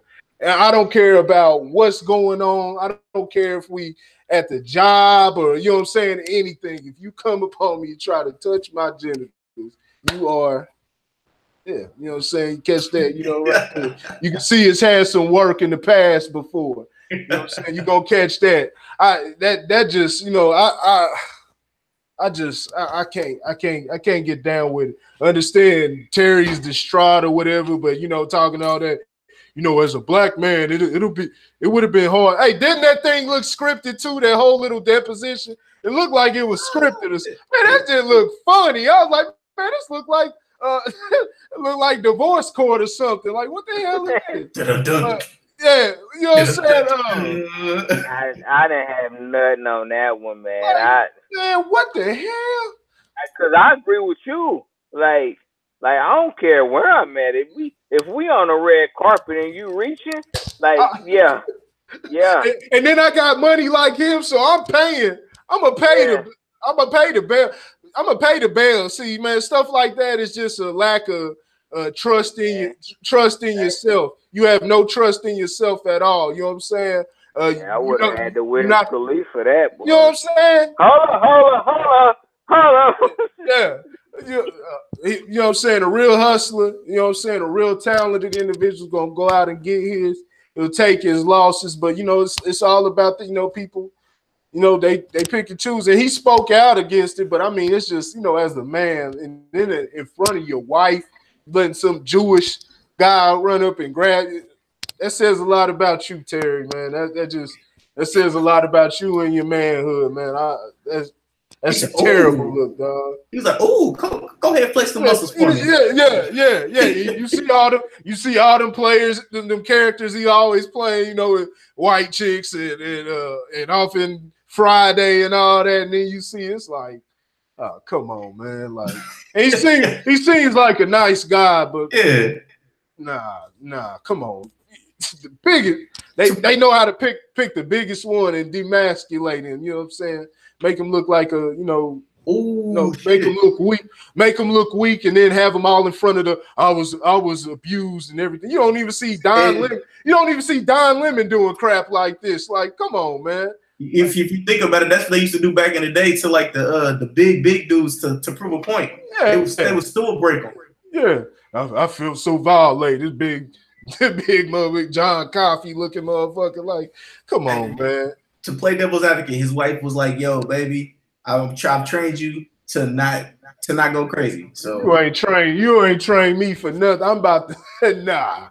Hey, I'm gonna do something. If you don't knock him out, you hem him up, wrestle him to the ground, and put his hands behind his back, and you know something. You know, call the cops. You know what I'm saying? He's gonna get handled. He's gonna get some type of physical handling, because you're not just about to touch me, and especially in front of my wife. You know what I'm saying? And then I felt I couldn't say anything. What did your wife say? What does she think of that? Like, she was like, "Baby, you saved that check." No, I'm just playing, guys. But no, yeah, I mean, hey, if you wrestle him to the ground, he might be like, "Ooh, I like it rough." But hey, there's jokes for days here. So I'm gonna let this go. All right, man. This was another episode of the Average Guy Podcast on the Average Guy Studios, and thank you all for coming in and jumping out. For the people that's not going to be here or that didn't watch, but will be listening to the audio, the clips will come out tomorrow. Trust me, I don't got work tomorrow, so I'm gonna be up editing and stuff like that. What else? The Average Guy Podcast on Facebook, the Average Grit Sports Media on Facebook. What else I need to plug? The Instagram, it'll pop up over here somewhere. But yeah, make sure you guys follow those. Y'all got anything else I got to plug before we bounce out of here? Let's pray LeBron. Let's pray LeBron goes to the Sixers by miracle. We get this guy out of LA. He's said Wakanda forever, and that's where he's staying. All right, man.